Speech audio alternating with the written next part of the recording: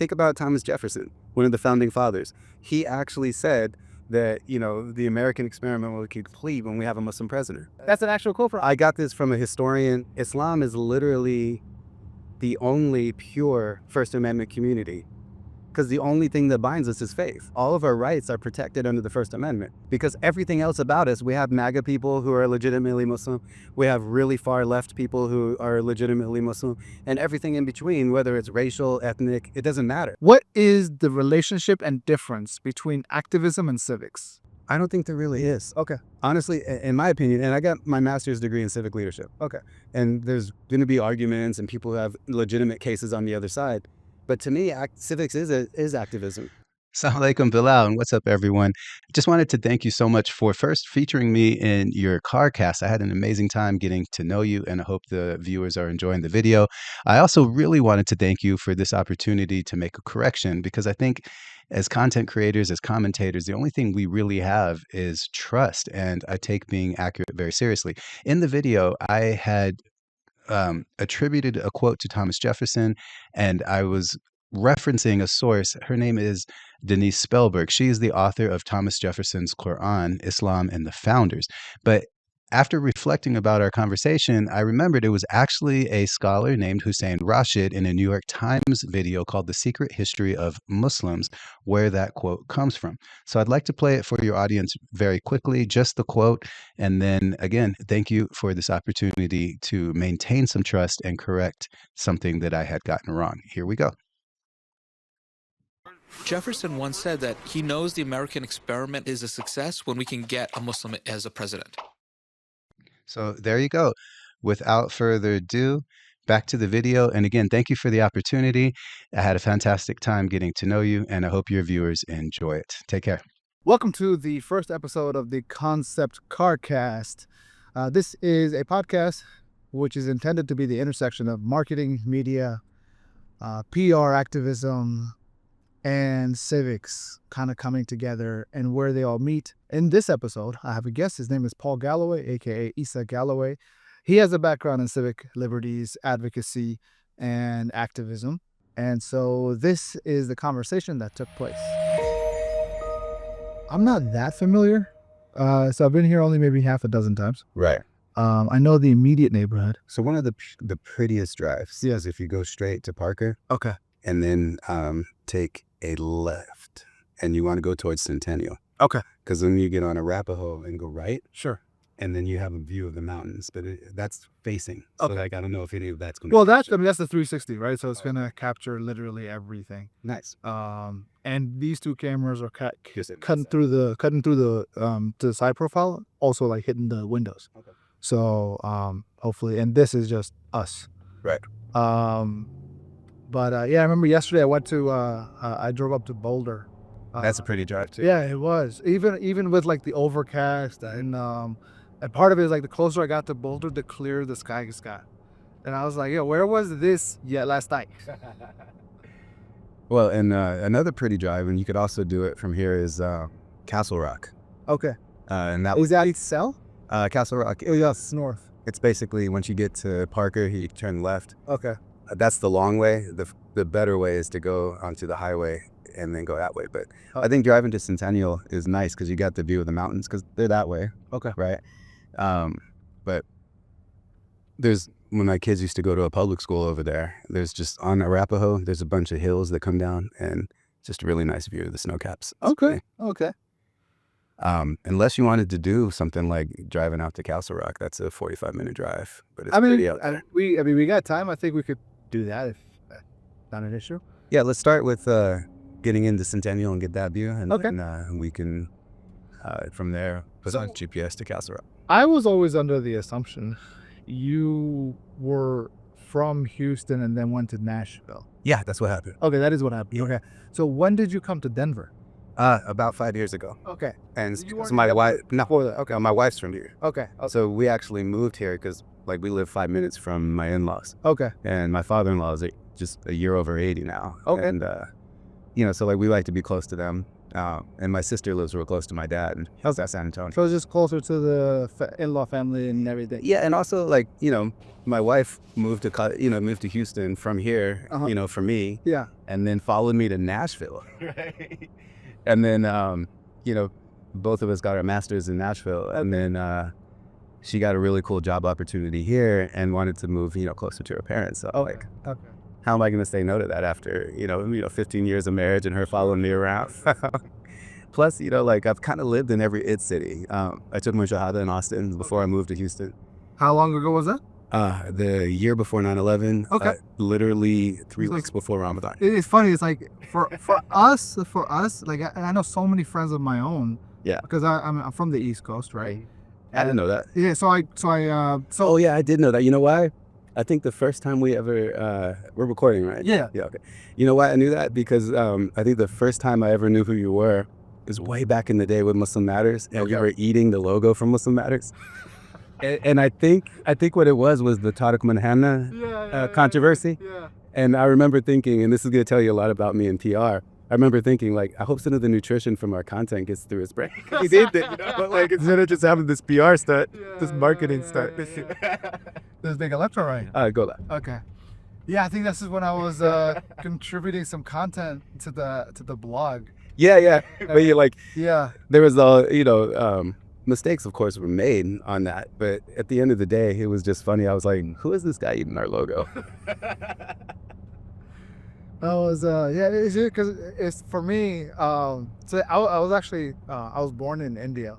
Oh, yeah. Yeah, but I was like less than 3 years old. My dad brought me over. Oh, okay. So early childhood was in Harlem, right across the street from Columbia University. Nice. And so that's where my dad was doing his master's at the time. My playground was either the Columbia University campus or Riverside Park. Oh, right on. And then later, Dad got an opportunity that would lend him the option to get a green card. And so I was like, all right, we're taking that, which led us to New Jersey. Okay. And then literally moved around like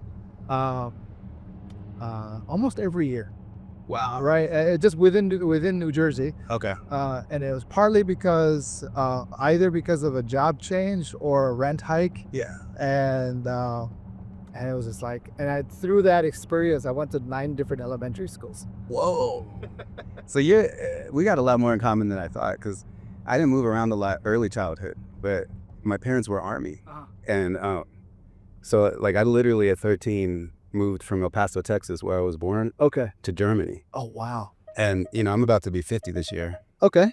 So What is that beeping? I don't know. But essentially, Oh, there's somebody. The sensor is going wonky. because of like traffic? I guess so.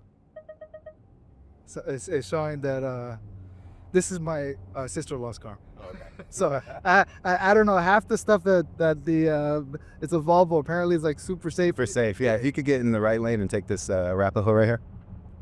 And that'll put that nice view of the mountains. You could just go straight down Arapahoe the whole time. So yeah, you were so you guys moved to Germany.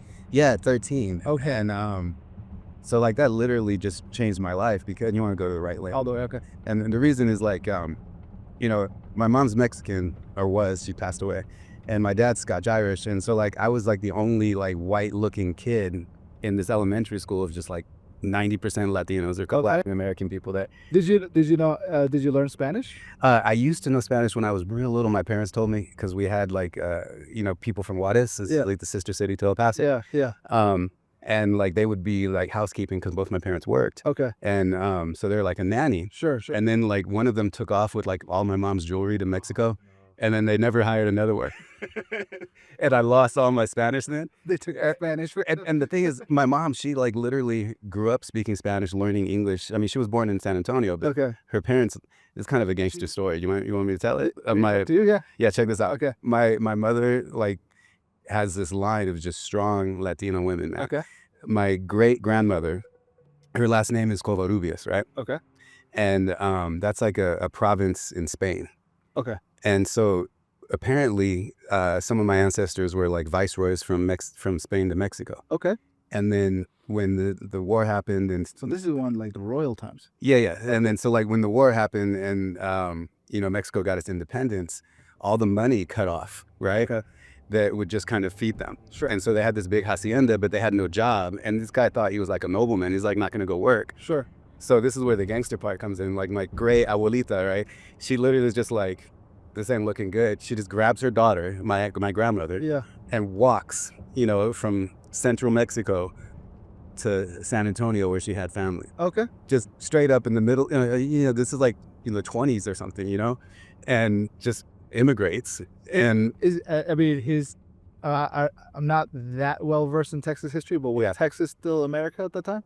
I'm not sure. I didn't really look at it on a timeline. Okay. But the thing about it though is just like, imagine way back then a woman who's married, just leaving her husband, get up and go, takes her daughter, goes to her own family in Texas. Her family was in San Antonio. She had family in San Antonio. That's why she went there. And then so that's just gangster already, like she's just like, this guy he ain't nothing, he's getting this support. And then like exactly. And then like my grandmother, she to like help out was making like tacos for the railroad workers in San Antonio. Yeah. And then that turned into this like her the daughter. Yeah. Okay. So that turned into like a taco stand where the workers were, and then that became so literally, and then that became a big restaurant called the Mexican Manhattan. Okay. Which was like a huge thing in San Antonio. Okay. Like the dignitaries from Mexico would stay there. It turned into like a nightclub, a hotel, and a restaurant all in one.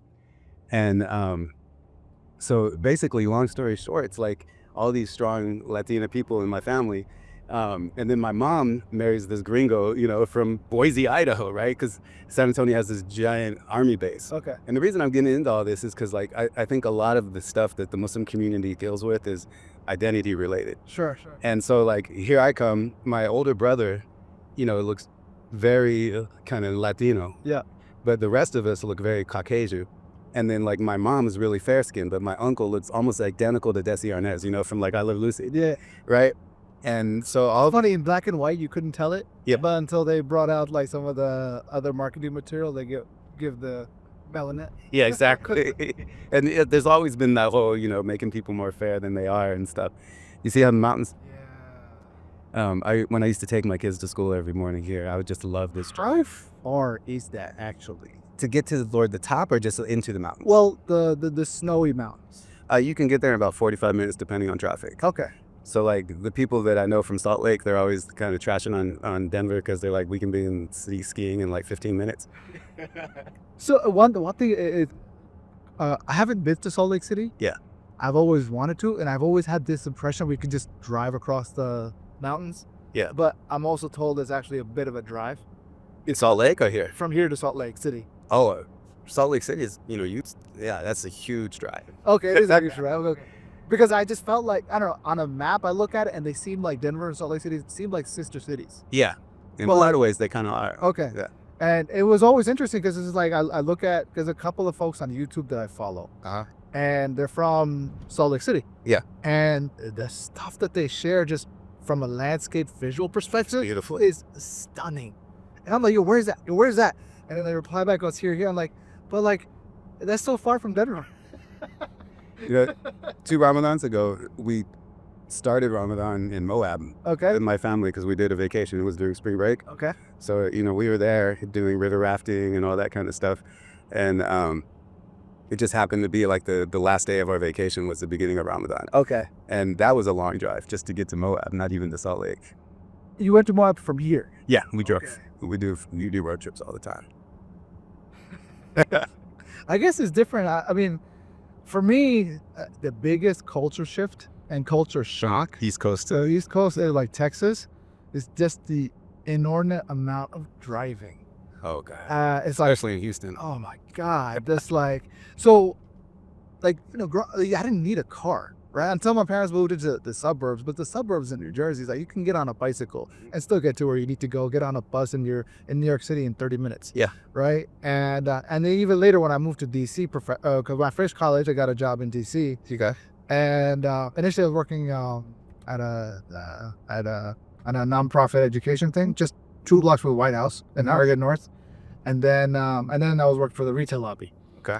But like, it didn't matter where I was in, whether it was near the mall or near the White House or even in Georgetown later, it was like I never needed a car. Right. And then I get the opportunity to come to Houston. I'm like, all right, this will be interesting. Oh man, I gotta buy a car. So I bought a car. I drove to Houston, and I moved to initially the first 2 years was in Clear Lake. Right. And I came to realize really quickly that Clear Lake is the poor man's Florida. Yeah. It's where all people just go to die. And I'm sorry, Yeah. but I'm not. It's just like, it was like the Twilight Zone during the day. It's its own island too. Like there's no way, nothing adjacent to it. Right. And the biggest realization I had was one time, I had gone to the movie theater and I was walking back. Okay. And I think 4 different people pulled over to ask me if I was okay. And I'm like, bro, I live like a 10-minute walk. Yeah. And I'm like, why? Like, what's the? I want to get to Castle Rock. Let's get on the highway and go left. First left, okay. Yeah. And I was just like, oh, what's the deal, right? And then when I was introduced to my wife now, But just check out this view real quick. these mountains, right? Yeah. We should actually, I'm sorry, we should have went around this way. Okay. But we can roll you in and then go back. Sure.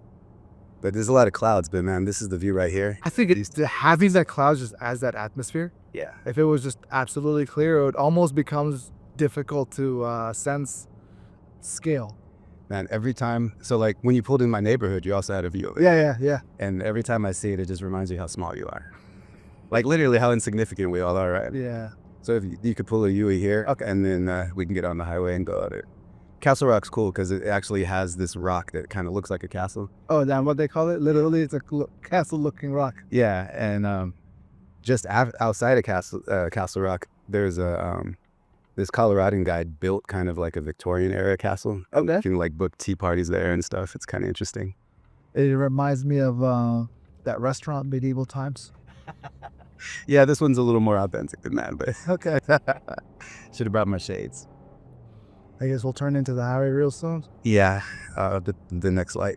Okay, turn right or left? Right. Okay. Yeah, here in Colorado, they do a ton of those weird roundabouts. One thing I do appreciate about Texas Uh-huh. is that U-turns don't require you to stop at the light. Yeah. They just go. They've created their own thing. So like learning to drive for Houston, that must have been brutal, man. I mean, I knew you know how to drive, but Yeah, no, I mean, the thing is, I feel like the difference between East Coast drivers and Texas drivers is that Texas drivers drive absent-mindedly, right? Okay. In the East Coast, everybody's aggressive. Yeah. Right? I'm getting in this lane, you're not getting past me. Right. And that's fine. You fight for your spot. Yeah. Whenever you do need to drive.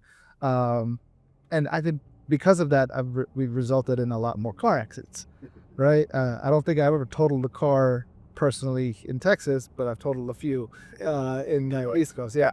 And so, and even if you do have a car, it's expected that, you're going to have nicks and dents and stuff all over, Yeah. right? It's like, like, unless you're bougie and rich, Uh-huh. like your bumper is going to be like nicked up. And so, and even the parking situation is just like, it's expected that somebody's going to kiss your bumper in the process of parallel parking. Yeah, the thing is, Houston reminds me a lot of the way Chicago is, just sprawled out and just expansive highways forever. And the problem with Houston is it takes an hour to go anywhere. I mean, just grocery shopping. Bro, Like go to H-E-B and it's, an hour. And Houston's Al from Houston. I had taken a trip to El Paso several years back, Uh-huh. and I had my sisters with me. And so we were driving back from El Paso. Right. It was like, we're 14 hours in. We already, we already stopped overnight in just outside or something. Yeah. It's just outside of San Antonio. Yeah. And so we actually made a detour to go through Big Bend National Park. Oh, nice. I didn't realize how big Big Bend is, and we spent like 10 hours just driving through it. Yeah. And I was just like, it was like 2:00 in the morning. I'm like, yo, we gotta check into a motel or something, right? And so next morning we drove through, and then we see signs for Katy, right? And my sister's like, yay, we're back, we're in Houston. I'm like, no, we still got at least an hour to get to Clear Lake because you're going through. So that was, but I made it a point when after I met my wife, moved from Clear Lake to A-Leaf. Yeah. And for anybody who doesn't know, A-Leaf is like a little city. Yeah. Right? That's where I bought my first house. Okay. Yeah. Okay. Right off of Westheimer Highway. I love A-Leaf. It's dope. It's- It gets it- slept on, it- just like the whole city of Houston does. It's just so convenient. Yeah. Like where I was at, it was like literally around the block walking distance, everything. Like, But see, that's that East Coast, and no one in Texas walks for anything. okay, but That's just what it is. So- They walk in the Galleria, but that's not it. I mean, they walk for pleasure, not for convenience. Right, right. So, and that was my situation for 7 years, like just enjoying A-Leaf, until you start hearing gunshots and helicopters and rowdy downstairs neighbor who doesn't realize that there's kids upstairs, and so my wife was like, "Look, can we get a house, right? Like at least rent a house." I'm like, "All right, fine," only to find out that I'm in the cow country of Richmond, and I've been there for like a few months now. Okay. And I don't know where I am. Like I can't leave my immediate neighborhood complex except that I have to get on a highway. Yeah. And I feel like I'm in prison, dude. You're in the suburbs, man. That's not. It's like country. Yeah. It's like it's so country that the nearest thing to me is a fireworks store. Wow. Right? Like that's like the. So for you, it's an hour and a half to anything. It was like my kid's school, I think, is the closest thing in terms of like, but during rush hour it becomes like a 30 to 45 minute thing. Although without traffic it's like 20 minutes. So 5 years ago, Denver was super cool because you could get anywhere in Denver in 30 minutes. Okay. Now with the congestion, it's starting to be like 45 minutes. Okay. We're always like, you got a riffing off that Christmas song. We're like, it's beginning to feel a lot like Houston. Whatever freeway you drive. But yeah, we have a pretty decent. Although I drove on my last trip here, the subway, or I don't know, you guys call it subway here or no? A train. Yeah. Yeah. It's kind of it's cool in that it gets to the airport pretty quickly. Okay. But the bus system has a lot to be desired. Okay. The busing is not. Like, I used to work for the state of Colorado and Okay. comps for them. Yeah, and like we would get free bus passes, as an employee. Sure. And I think I used it once just to give my kids the experience, and it's like, Okay. Dad, let's never do this again.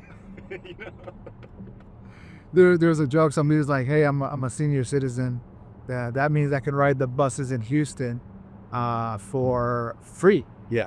And that means I can get anywhere in Houston within 4 hours." Is this still going? So yeah, this one camera shut off. I didn't realize how hot. Well, I mentioned earlier that thankfully I've got the other camera. Oh, okay. But I guess the piercing sunlight. Yeah. It's not even heat, right? It's just piercing sunlight hitting that camera. You put a shade over it. Yeah. But this is the key difference between having a Sony that's like all-purpose versus having a Sony that's made for video.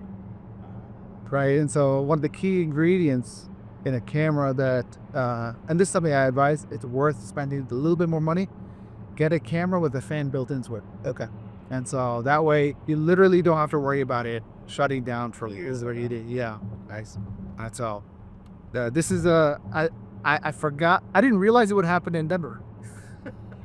Everybody thinks Denver's this like snowy, cold place, and the funny thing is, I mean, it snows frequently. Sure. But like we said in the beginning, it just melts in a day or two. Yeah. And I kind of love that because like if you're in Chicago in the winter, Oh, you're stuck with the snow. well, not only are you stuck with it, but the snow gets gross all the time. It's disgusting. Yeah, with All the pollution, yeah. the dog, stuff, and it's just, and then like they just shovel it around, so it's just mountains of just dirty snow Yeah, we everywhere. have like gravelly muck. Yeah. So, but yeah, no, they're definitely nice. So that's one of the things that's awesome. I mean, have you ever been to Nashville? I have not been to Nashville. You need to go, man. It's a cool place. My image of Nashville is country. Oh, it is. It is. Oh. But the thing is, Nashville. Cowboy boots and country music singing. So that's what it's famous for. But Okay. like, I don't know. Like, check this out. Nashville has the largest Kurdish population outside of Kurdistan, anywhere in the world. Wow. Okay. Yeah. So like, a couple of refugees were placed there, and then just Nashville had like a special incentive for refugees. well, like Minnesota has a whole lot of Somalis. It's Sure. just kind of that same. So that's another thing I don't understand. Like, here's a culture of people that are not known for liking the cold, and then they're all right there, like the most Canadian state, the U.S. Yeah, it's kind of ridiculous. But the thing is, like, in Nashville, when they had the Iraq elections, where you had the little blue thumbprints. You remember that?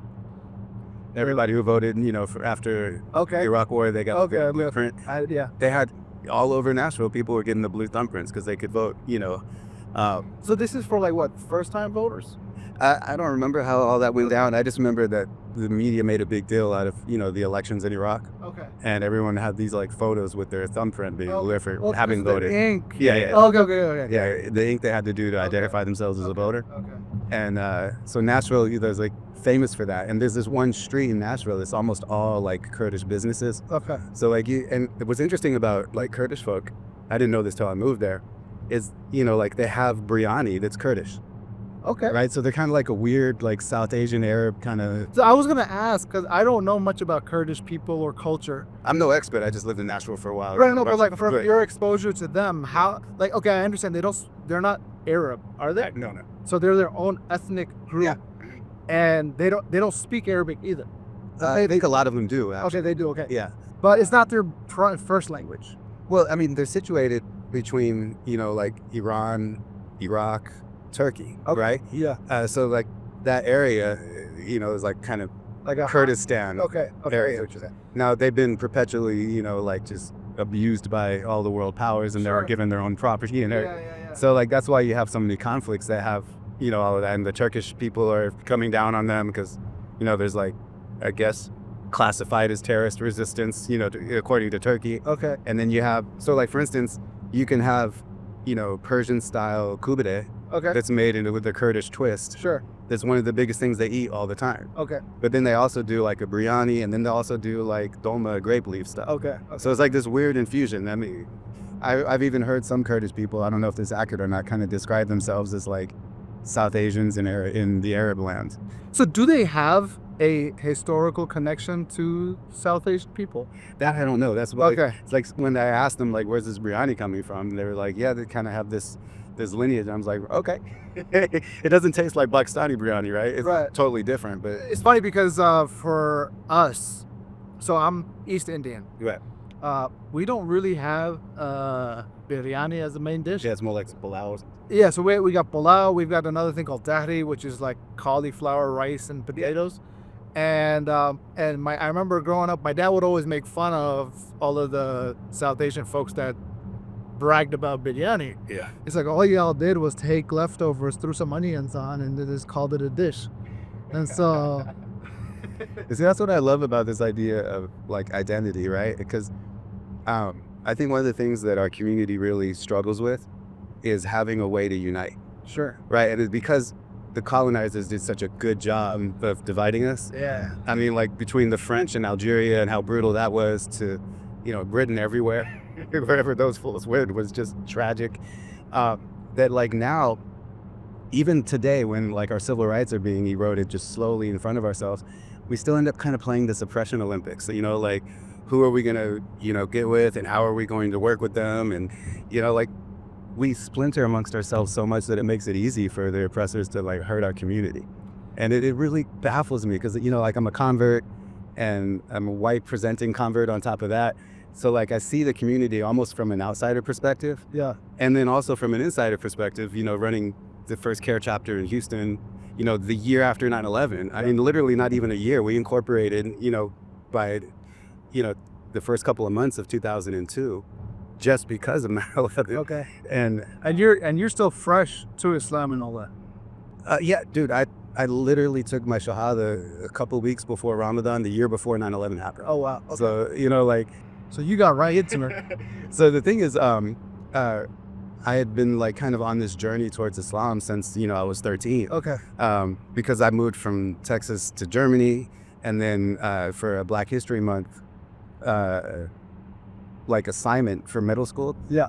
we had to write an essay on the civil rights leader. So as a natural contrarian, I just picked yeah, of course. So I read his autobiography. I couldn't put it down. I read it in a day. Okay. Like my parents were like, come eat, and I'm like, nah, I'm just reading this book.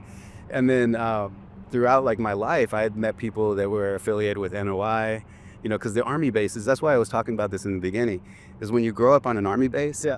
it's like a microcosm of the most diversity of America. Okay. Like one of my best friends was from Samoa, right? Sure. Another one from Detroit. Okay. And then, and then you're in this environment where you have all of these groups, little subcultures everywhere, but you're in this tiny, tiny military base in a foreign country. Okay. So it's like small town America, Yeah. except that small town America has like, Pacific Islanders is one group, African Americans is another group. Latinos here is another group. Okay. And then amongst Latinos, you have like the Mexicans and, like mainland. And then you have like the Puerto Ricans, and they're kind of the bridge between the Pacific Islands. It almost sounds like Manhattan. Yeah, dude, it's a lot like that. Except that you're on this confined base. Yeah. And everybody's like, How big is the base typically? Is it it's almost like a college campus. Okay, it's like a campus. Okay. Yeah, except walled in, right? Okay. And the crazy thing though is like so many of those people would never go and like learn about the country they're in. Okay. My parents at that time, by the time we moved there, were no longer, my dad was no longer enlisted, so he was a civilian employee. And we actually moved because my mom worked for the government. Okay. And she was a librarian, so no conspiracy theories. But like we got stationed there on my mom She's a librarian working for the government? for the army. Okay. Yeah, running like libraries in the, like for the military. I mean, she had like some, I should try to imagine. This is the castle right area. Oh, that's the castle? yeah. Oh, that's the rock. Yeah, that's the rock. Okay. That's not the actual castle Okay, we were okay. talking about. But there's like a little incline people like to jog up and stuff. People like try to scale it for the sides. Yeah, I've been to the top of it. Okay. It's not a big deal. Okay. Yeah. Yeah, I'm saying like, cause for like the mountain climber people. Yeah, it's not that extreme for that kind of thing. Okay. There is a place called El Dorado. It's really nice. It's like you seen the spring water there, El Dorado spring water? Okay, I'm familiar with the name. I've never been there. Okay. Yeah, it's like 45 minutes for you. Okay. Opposite direction. I mean, look at the snow caps here. So right now we're headed towards New Mexico. Is that the same one that we were seeing from No, that Quincy? Okay, that's that way. Okay. Yeah. So this is a whole nother thing, and these are the smaller mountains because we're going towards New Mexico. So when they say the Twin Peaks, are they talking about these two? I think so. Okay. I'm not sure though, because like I'm not a native here.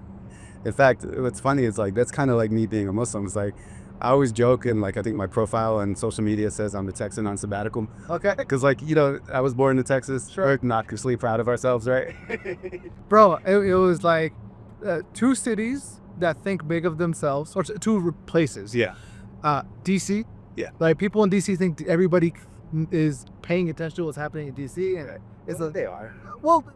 They're not to the city though. Right, that's not, nobody cares that there's a march happening from the mayor's office, right? Yeah, It's like, whatever, right? They think about the global politics and all of that.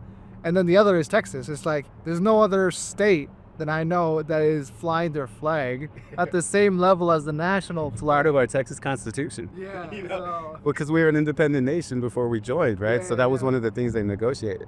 And then we got those yahoos that want to do the separate. You keep it under Abbott, man. I say goodbye. Go ahead. So you could keep driving all the way out to Colorado Springs. That's a Okay. long drive, but maybe 45 more minutes. That's the town where it has, like the Olympic Training Center, Oh, the okay. Air Force Base and stuff. It's not a lot to see there. It's, Okay. Yeah, I mean, I guess we can maybe then head to Centennial. Sure. I mean, we were in kind of September. Oh, that was area, Centennial. Okay. but Okay. we turned off to get on the highway. Okay. Now, I've heard a place called Red Rock. Oh yeah, so that's on the other side, Okay. and that is beautiful. Okay, let's do that. Or there is a Garden of the Gods, which is towards where we're going. Okay. You want me to pull that up? Yeah, sure. Okay. Let's take a look. Garden of the Gods is actually like Red Rocks on steroids. Okay. So I don't think you got to. So is it like rock formations? And stuff? Yeah. Okay. It's literally like red minarets. Okay. All over the place. Okay. Sheets of rock. Like was it Zion National Park? Not to that degree. Probably not. Okay. But here, let me show you a picture of it real quick. Oh. Yeah, it's on the way. We're Yeah, basically on that way right now. Yeah, let's do that. So it's just, I think, 35 minutes. Okay. That's cool. This is stunning, man. Yeah, and what's awesome about like Nashville too, is it's also like driving through a postcard, Okay. because you have the Smoky Mountains there, Okay. and then Nashville is just really hilly, and then it has a lot of green, super humid like Houston. So, the closest I've been to Nashville is Chattanooga, Tennessee. Yeah. And that's only by virtue of my parents. They live in Atlanta. Okay. And so my dad likes to go hiking and stuff. So we take the Appalachian Trail stuff and end up in Tennessee somehow. Yeah. Then and then head back and before, a buddy of mine from New Jersey, we would go mountain biking and we just pick out different places. The Smoky Mountains was one that, but I wasn't as impressed as they made it out to be. Nah, it's not really. It's just it's just like the same mountain, I guess it's the same range because Appalachians go all the way up to Maine, right? Right. But they're like the foothills of it. It's like it's lower than what we normally see, and so, but yeah, I think that's but Nashville is flat though, right? It's a lot of hills. It is? Okay. The thing is, the city's pretty flat. but Okay. It's just kind of like an enclave where it's surrounded by kind of like, almost like the hill country of Texas type area, except, different. I mean, like, Memphis to me is the Houston of Tennessee, Okay. and Nashville's like the Austin. I like Memphis. Yeah. And I think part of it is just like, it feels like a small town, but it's not small. Yeah, that's true. Right. And, but at the same, and there's a sense of like, you go to one business and that business knows another business that you went to earlier. Right. Right. And like, if you ate at some place, like they're all familiar with where you ate. Right. And I was like, yo, this is like interesting. It's a community. Yeah. Or the thing, like, one of the things that's been tragic about living in Denver is like everything is becoming so corporatized. Like, Okay. I always joke that Houston's the world's biggest strip mall. Like there's a Walgreens, a King Super. We call it King Supers here, but a Kroger's. Yeah. And then like a Five Guys or something, like every couple of blocks. It's just the same no matter where you go. It's just Unless you're on Highway 6. Yeah. And then you got all the good stuff. yeah, you got Fatties. Yeah. Casada. Have you ever been there? Yeah. I mean, well, Custard was a regular go-to for anybody who wanted like ethnic food. Yeah. But like even a lot of good Latino food stuff is just from one of my favorite places is Marie's for Westheimer. They're Argentinian empanadas. Yeah. And it's just like I can't get tired. It's basically the Latino samosas. Yeah, exactly. That's one of the things, like, I've always kind of wished there was more of, is like South Asian Mexican fusion, or just Latino and South Asian fusion on the food. Because like we have pico de gallo, you guys have that almost the exact same thing. What do you call it? I mean, we have so it depends the way it's done. Yeah. It's different. Talking about the diced up one. Yeah. So they have I mean, we call it generally we call it sabzi. Yeah. Which is vegetables, but how that is presented is some areas a little bit more spicy, some area more zesty. Right. From my family, they actually mix lentils in there. Yeah. And it's cold and zesty. Whereas like if you go further north or towards Pakistan, they might cook it and make it soggy. So well, and like you have salsa, like depending on what region of Mexico people are from, you'll have salsa that gets served at the table hot. Sure. Right, and then you have salsa that's just blended and cold. Like what's that? Chilies. That's not Mexican food, man. That's like the Red Lobster of seafood. Speaking on identity, the thing I was wondering is how much did your Latino side play into your own self-perception and how you were able to do the work with CAIR and things like that?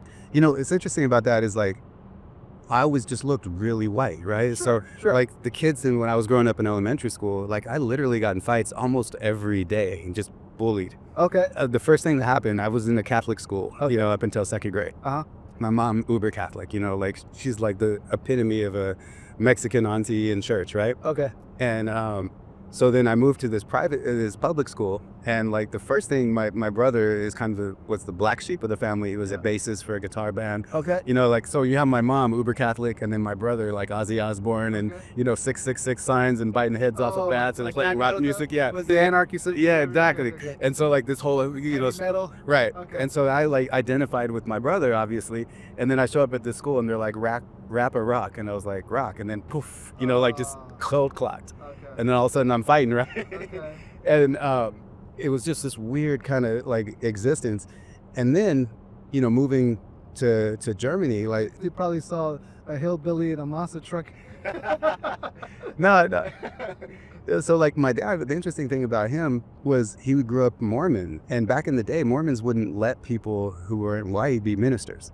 Especially black folks. Okay. So my dad also kind of have a revolutionary side on his side. He just quit the Mormon church when he found out that. He was like, only recently they allowed for that. I don't know how recent it is. I just know that they do allow it now. Okay. But back when he was coming up, and then when he married a Mexican, his own family, half of them disowned him, wouldn't talk to him for like a couple decades. Okay. Right? Because of their Mormon background. Well, just because of racism in a bit. Okay. You married a brown woman. I mean, I would have thought somebody of Scott-Irish background would be more. Dude, have you heard of the Sharecroppers bargain in America? No. Okay, so essentially sharecroppers were poor white people and some black folk, right? But Okay. right after slavery, Yeah. it's kind of what they call the sharecroppers bargain. Is like, hey, poor whites, we don't look at you as equals. I'm talking about like the slave owners and Sure. aristocracy. But at least you're not black, Okay. right? So it's like you have a leg up on those people, Okay. and people just kind of cling to that, right? Of being better than someone else. I see what you're saying. Okay. So like this is, to me, MAGA and the Trump supporters is the modern day sharecroppers bargain. Okay. They're gonna get screwed by the people that they're voting for, Sure. right? They're gonna lose more money. The situation's gonna get worse. Yeah. But they're gonna cling to that whole "I'm better than someone else" and look at kind of punching down. I see what you're saying. And so that was what happened after slavery. So I think a lot of that happens there. So getting back to like CAIR, the thing is like growing up in Germany, like if you wanted to date someone, if you were like interested in chicks at all, like you weren't gonna find someone necessarily that looked like you, because on the army base, everyone's from everywhere. Okay. Like the student population probably was like 60 to 70%, black. Okay. And then like that 30% was everyone else. Okay. And that was predominantly, again, army bases, especially infantry, Sure. are people normally lower income. So normally black and brown people enlist, right? And then it's normally white folks that are the officer class. Every military buddy that I have, that I went to school with or college with, I think there was only one white guy. Now there's a ton of white dudes that go through the army and, either officers or grunts, and they get into law enforcement and stuff. But Okay. the thing is, like, when you're on a base that has that much diversity, like one of the first girlfriends I ever had just happened to be a black girl who's like, she was half British because, like the dad was stationed in England and married a British woman. Okay. And I just remember like being like this innocent 13-year-old Catholic kid, and she was mad I didn't kiss her. I was just like, what's going on? And so it's like that kind of culture shock. But the point is like getting to the thing with CAIR. I didn't want to be the CAIR leader. Like, Okay. what had happened, 9/11 hit, Yeah. and I was still brand new as a Muslim. I had just taken Shahada in Austin, and I was finishing my history degree and going to U of H. It started in a different college called Southwest Texas in San Marcos, but then 9/11 hits, and I'm always like a naturally curious person. Okay. And I have very strong opinions. And the funny thing is, like, I'm honestly an introvert. Okay. Like I hate doing what we're doing right now. It's like weird. Like I'm gonna probably need to sleep for a day after all this. Oh, I was gonna say, so I got a couple of buddies how they describe their introversion, Yeah. and one of them is like, look, I've got a set number of words, right, for the day, and I know when I've hit it, but I'll still hang out with people, but I'm not gonna say anything. And another one, I was actually Sheikh Muhammad Sharif. Yeah. One of the things he and I went on a road trip, and I'm naturally just like I get energized being around people, and he's like, no, you're the guy, you get energized being around people. I'm like, yeah. He's like, I get energized when I'm by myself. I'm like, you want me to shut up now? It's like, yes, please. Man. So I would imagine it's just like, The benefits from him for our ummah is just still yeah, manifesting. It's amazing. it's still bearing fruit. SubhanAllah. And so the thing, like, about all that, where I was trying to be incredibly long-winded, is like this idea of like becoming Muslim and like accepting Islam for me was something like I'd always been proud of being a Texan, proud of being half Latino because I had to fight through it, also proud of my Scotch-Irish side.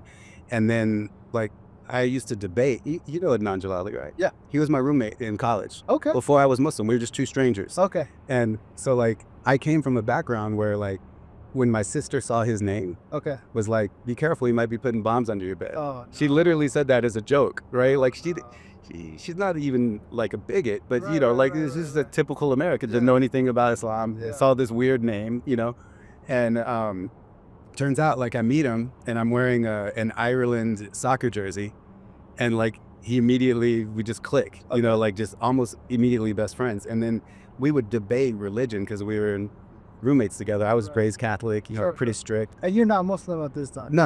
Okay. Like this, years before. Was this your introduction to Islam? Malcolm X's autobiography. Okay. Yes. Okay. Gotcha. But yeah, after that, it was more proper Islam, right? Okay. Yeah. And so it got to the point where like I knew prayer time was coming. I'd turn the TV off and be like, hey man, And he always said his prayers. I'm not trying to put shade on him. Yeah. But like we had always had these debates all the time. And I remember now in retrospect thinking like, I was always kind of in the position for Christianity or Catholicism, like, yeah, we have that kind of too, right? And I remember the real introduction about Islam for me was being really young, maybe, I don't even know how old, but like really young, asking my mom, does God get mad when we pray to Mary? Because like Catholics say the Hail Mary. And my mom goes, don't ask silly questions, and just brush the question off. Okay. And I never got an answer. Okay. And that stuck with me, right? So like eventually what had happened was I had that typical like Catholic schoolgirl syndrome where you get to college, you start wilding out. Okay. You know, like you have that sheltered life. Yeah, yeah. And then with someone I had a long... It's the whole influx of freedom. Yeah, exactly. Yeah. Right? Where you... And I think this happens to Muslims too much too, where we shelter them. Right? Not even just Muslim. I feel like almost any person that's coming from a protective household. Yeah. And God forbid they go to a party school. Right. Yeah, and Southwest is known that way because it's a teaching campus where everyone... Like I went there because I wanted to be a teacher. Okay. And I was going to ask you, like, why history? Yeah, so I had an amazing history teacher in high school, and I kind of had this working theory. I'm like, you look at like Latino history and you look at the Mayans, the Aztecs, and you look at like the pyramids they built and the mathematics. And like if Latinos knew, you know, like the accomplishments that their ancestors had, you know, like... It's not part of their identity. No, I'm sure it is, but like I'm talking about the ones in America, right? Oh, like if they could connect that, like how much more pride would they have? I could see an American looking at that and be like, oh, that's Mexican. Exactly. Yeah. But like my idea at the time was just kind of like, you could inspire a whole generation to like live up to their highest potential just by letting them be proud of who they are, right? Remember who you are. See that? So where I was going with all that was like, I was basically in this environment. And if you remember right before 9/11, there was like a lot of pro-Palestinian sentiment happening just across the country. Yeah. Media. Yeah, that, and it was just there's pro-Palestinian, there's and even just before that, there was the whole Rambo with Afghanistan. Yeah. And I remember even in the 90s, like when the Bosnia War was happening, people come to the masjid doing fundraisers, right? And they'd be like, who's gonna equip a soldier to... And like back then, it was just like, yeah, we're fighting, helping people fight oppressor, whatever. Yeah. Now it's just like, dang, yo, you can't get away with it. Yeah. But so like, I was in this environment where I had just taken Shahada. I was on a university campus. Everyone was talking about Islam. I was studying history. Okay. Right. And so I was in classes about the Crusades, about, you know, the Middle East and about, right. So I was always speaking up because I was a brand new Muslim. Sure. And I wasn't going to have anyone like trample on my identity. Right. You know, like convert syndrome, you know, born again Christians are always the most obnoxious, you know, because they're out missionarying and try to, you know, in a way kind of paternally tell you, you know, you should be a Christian or whatever. Okay. I was like that for the Muslims, right? Sure. And so because of that, I was always in the halaqah. I was always in, you know, the tafsir classes and stuff. Being an introvert, was it exhausting? No, because I had this sense of justice. I was like, this is like unjust what's being taught to people, right? So I was speaking up, and so all the shuyukh in Houston, the big popular ones, they knew me because I was always raising my hand, asking questions. Okay. You know, kind of thirsting for knowledge at that time. And unfortunately, like a lot of us converts don't stick with that, you know, over time. We kind of settle down. But the thing was, then 9/11 happens, and I think this is totally like white privilege. They're looking at this guy who's been out advocating, you know, just naturally. Yeah. And they're like, we want someone who speaks English well, people can relate to, you know, and so they're like asking me to do this, and it's coming from the shuyukh I'm studying from. Okay. You know, and I'm like, nah, man, you know, because that's where my introvert part came back. I'm like, dude, I don't like I didn't sign up for this. Hold on. Exactly. And it took a couple months where I was just praying, you know, istikhara. In 34 miles, we're going to take 146, and that'll be there. And so I'm just sitting there like, finally, I'm like, okay, I'll do it. Okay. And one of the first things I realized was that our community has some really deep-seated trauma. Like, and it comes, again, colonialization, like we were talking about earlier. And so like, that's why I started saying it was definitely like a white privilege move, because the girl working for me, her name is Najat. Okay. Is a Lebanese sister, and incredibly articulate, and had more organizing experience than I did. Okay. But yet I was, as a white dude, put as the executive director. And she was, put as the like communication person or something. Okay, but in reality, though, she was really the COO, and you were like a face? Well, no, because the thing about it was like we had kind of a weird complementary set of skills. Okay. She had a lot of organizing knowledge and a lot of community buy-in through her family and all that kind of stuff. Sure. And then for me, coming from that background of studying history and then being a new convert and taking literally years before I took Shahada of studying the Islam, I used to actually go I'd hear something Adnan would tell me. I knew Siraj Wahaj for 5 years before I took Shahada. Oh, wow. Because he would come out to our college to do presentations. Sure. And just because Adnan was the MSA president bringing him. Siraj is a legend, man. Yeah. He would look at me and be like, "You Muslim yet?" And I'm like, "Nah, man." But I was there showing out just because of my friend's event, right? Yeah. And I actually ended up taking Shahada because he put me with two brothers who basically at an event at TSU? Texas State University? The African American college right next to U of H. Oh, I don't know. I know what you're talking about. Yeah, I forget. You know Haytham? Yeah. Yeah, I think. Haytham Sullivan? Yeah. Yeah. Is that where you went? I think so. Yeah. But we were at an event Imam Siraj was speaking at, and then I asked a question, and then Imam Siraj he saw me for so long, was just, I'm going to hook this up with these local brothers. Okay. They went out and bought Ahmed Didat's The Choice. Oh, man. And came back to the event and gave it to me. Okay. And then reading that, I literally came up with a refutation for everything Ahmed Didat came with. Okay. But when I looked at the whole picture, all the refutations didn't fit together logically. Okay. Right? So you attacked each different point individually. Yeah. But it wasn't working as a total picture. Okay. Because there were conflicts between the refutations. Like you could refute something Ahmed Didat said. Right. But then that would create a new problem for another thing you refuted. Sure. And so eventually I just got to this point where I'd stopped drinking alcohol, I stopped drinking pork, Sure. And I was like, either I'm going to be a Muslim or I'm going to be a hypocrite. Okay. So I drove from where I was living to Austin, where Adnan was living. These changes were happening for you almost intuitively. Yeah. Okay. Yeah, because like I said, as a kid, I was like, Mom, does God get mad when we pray to Mary? Because the thing I've always wondered about is a lot of these prohibitions, or at least limitations, you will find in the Judeo-Christian tradition as well. Yeah. Right? And it's because I remember when I was working in DC and we'd be fasting on Ramadan, and I'd go for Jummah, and some of my coworkers were these Catholic Italians, and it's funny because they talk about because they had Lent or whatever, and then they'd be like, they give up chocolate. It's like, right? No, it's funny. I'm like, your scripture's like, y'all would actually fast, right? Like, it's like, yeah, we would, but we're not that good. And I was like, what? Well, and they created Mardi Gras, go out and just be a complete heathen for a couple of days before Lent, And then you got the Fat Tuesday. Yeah, you gotta get it out your system real fast. Oh, man. And it was funny because they're almost accepting of that self-deprecation. We're not that good, but that's cool because our, pastors were so. Well, and Muslim stuff from that too. We live vicariously a lot of times through other people's piety and whatnot. But to me, the biggest example of that is look at, for instance, one of the reasons rabbis are paid so well compared to imams. Okay. Rabbis, they're generally good organizational structure. Yeah, but this also comes down to what I was saying about living vicariously, through theology. Rabbis versus imams on pay. Some of it comes down to theology and community expectations. Okay. So one of the things that most rabbis get is, a 6-figure salary and a place to stay. Okay. And the reason they get the place to stay is if they keep the Sabbath, they don't work, right? And part of working is driving. They have to be able to walk to the temple, to the synagogue, right, to lead prayers. Yeah.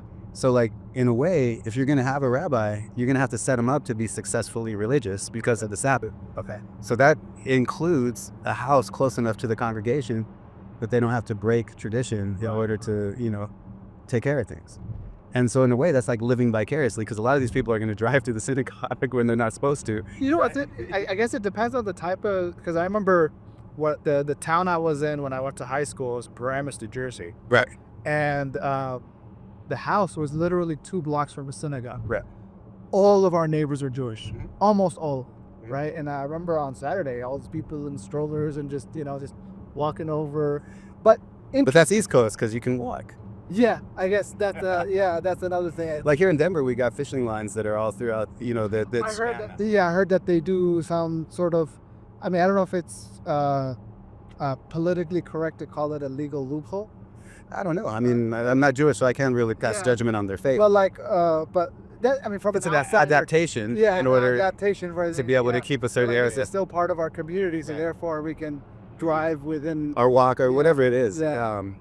But the thing is, the point really is like for the Muslim community, because we don't have this uniformity in certain places, and imam, you know, we're a lot more like General Baptist, you know, the General Baptist Convention. I kind of always tell non-Muslims that you can look at like Shia as Catholics, Okay. and look at Sunnis as kind of like the Baptists. Okay. Because a Baptist can be a preacher who's never gone to seminary, but you just have good standing and people like your sermons, Sure. right? And we have imams like, Yeah. and then That's like most imams. yeah, and then you have, you know, imams that have maybe got a bachelor's degree, but they're not scholars; they're students of knowledge. And then you have real And then you have like progressionally going towards actual ilma, right, and actual real scholars. And so, the whole thing with that is like, that's brilliant. yeah, isn't it? How beautiful it is. It is beautiful, man. So this is the kind of stuff that I see in Salt Lake City videos. Yeah. Like this is right there. I've honestly not been to Salt Lake since I was a little kid, so I don't remember much about it, but the mountain views were stunning there too. So this is what is this place called? I think we're in Colorado Springs, or Okay. close to it. That looks like a prison. That is a prison. Or it could be the Or like Air Force base. or Air Force. Okay, like a flight. No, we have an Air Force base here, and then there's the Olympic Training Center. Okay. In fact, the last time I saw some Houstonians, I was driving. My friend Wasim's daughters they do Taekwondo, like really high level. And they were here, flew into Denver, and I drove them to the Olympic Center so they could do Like the other competition. additionals. Okay. Yeah. Nice. You were saying about the imams that. Yeah, it's just the splintered nature about the Muslim community. It's a nut to crack. Like how do we like exploit our diversity as an advantage rather than a handicap? Because like everyone always, you know, it's always PC to say diversity is our strength, but then you look at like the most happy societies, and it tends to be like Norwegian places, and they're very monolithic. And no, seriously, like hear me out. Or Japanese. Yeah, exactly. Like everyone who goes to Japan comes back flabbergasted on how clean it is, how respectful it is, how like in the Apple store they never there's no security device, even for the most expensive things. Yeah. No one just steals because it's like the culture there. Yeah. And the thing is, diversity, I think, is not inherently good or bad. I think it's just a fact. It is how you leverage it.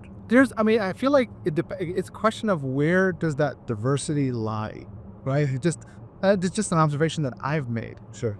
I guess the split in the politics of our country, where, you know, if you're in a blue region, they may look diverse, but Intellectually, are them? intellectually they're not, Right. right? It's like that they discriminate if you don't think like them, right? Whereas the conservative side, it's like they might look similar, but I feel like at the essence they tend to be a lot more diverse in terms of, like, I look at it from, it's a question of just driving through like farmer country. Yeah. Like yes, it's like one type of people. They're either like Latinos or they're white, right? But like they all identify as conservatives. Yeah. Right? And so that's one of the things I feel like is a question of like the essence of like family values and things like.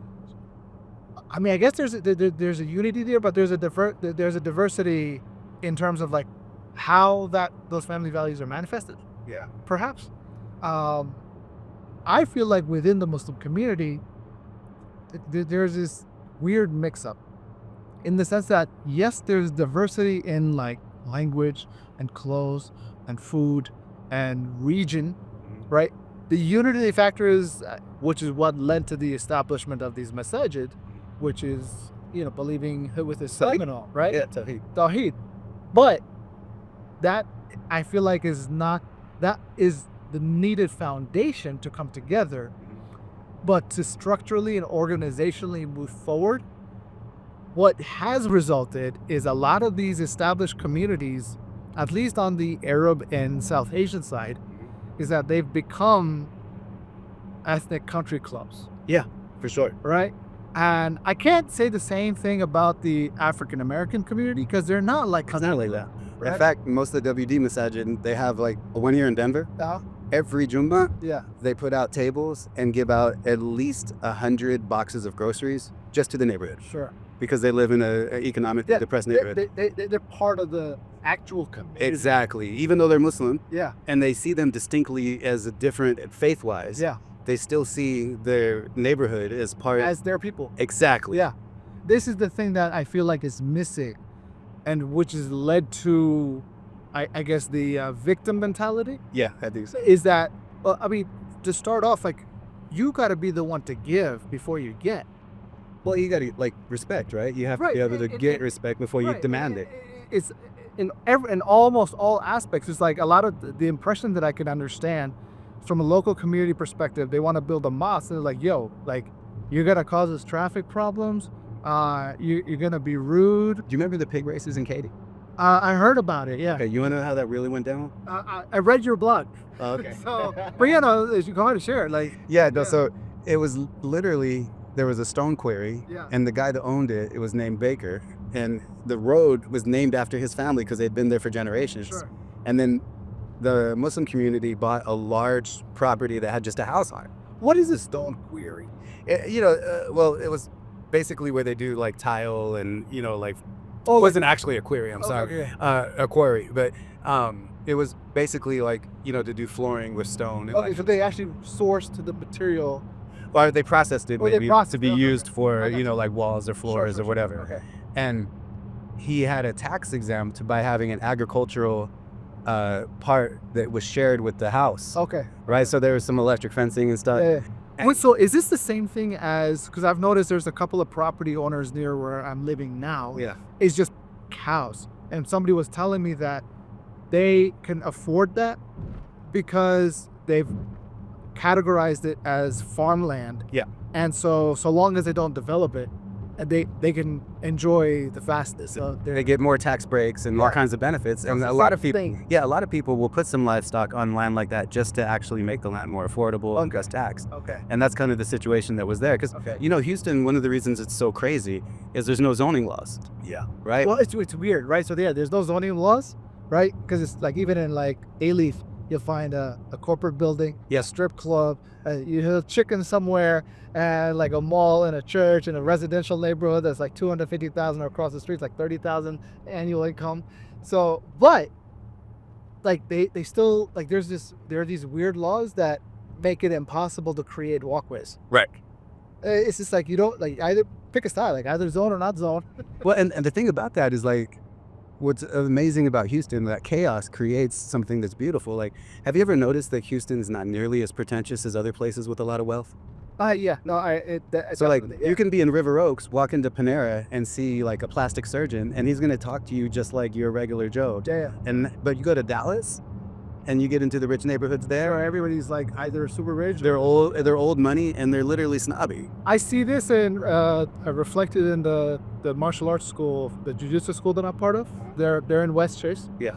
Right next to A-Leaf, Mhm. and everybody there, dude, like they're either like super rich, or like it's a mix, super rich, or they work in construction, Yeah. or they're unemployed.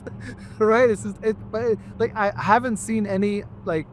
Typically, when you go to a dojo or something, it's usually reflective of the neighborhood that it's in. Exactly. And never have I witnessed it to be that different. And so this is a perfect analogy for the Muslim community, because like when I'm talking about how to make diversity a strength, what Islam is literally the only pure First Amendment community, because the only thing that binds us is faith. Sure. Right? So what that means is all of our rights are protected under the First Amendment. We're literally at the quintessential First Amendment constitutional community.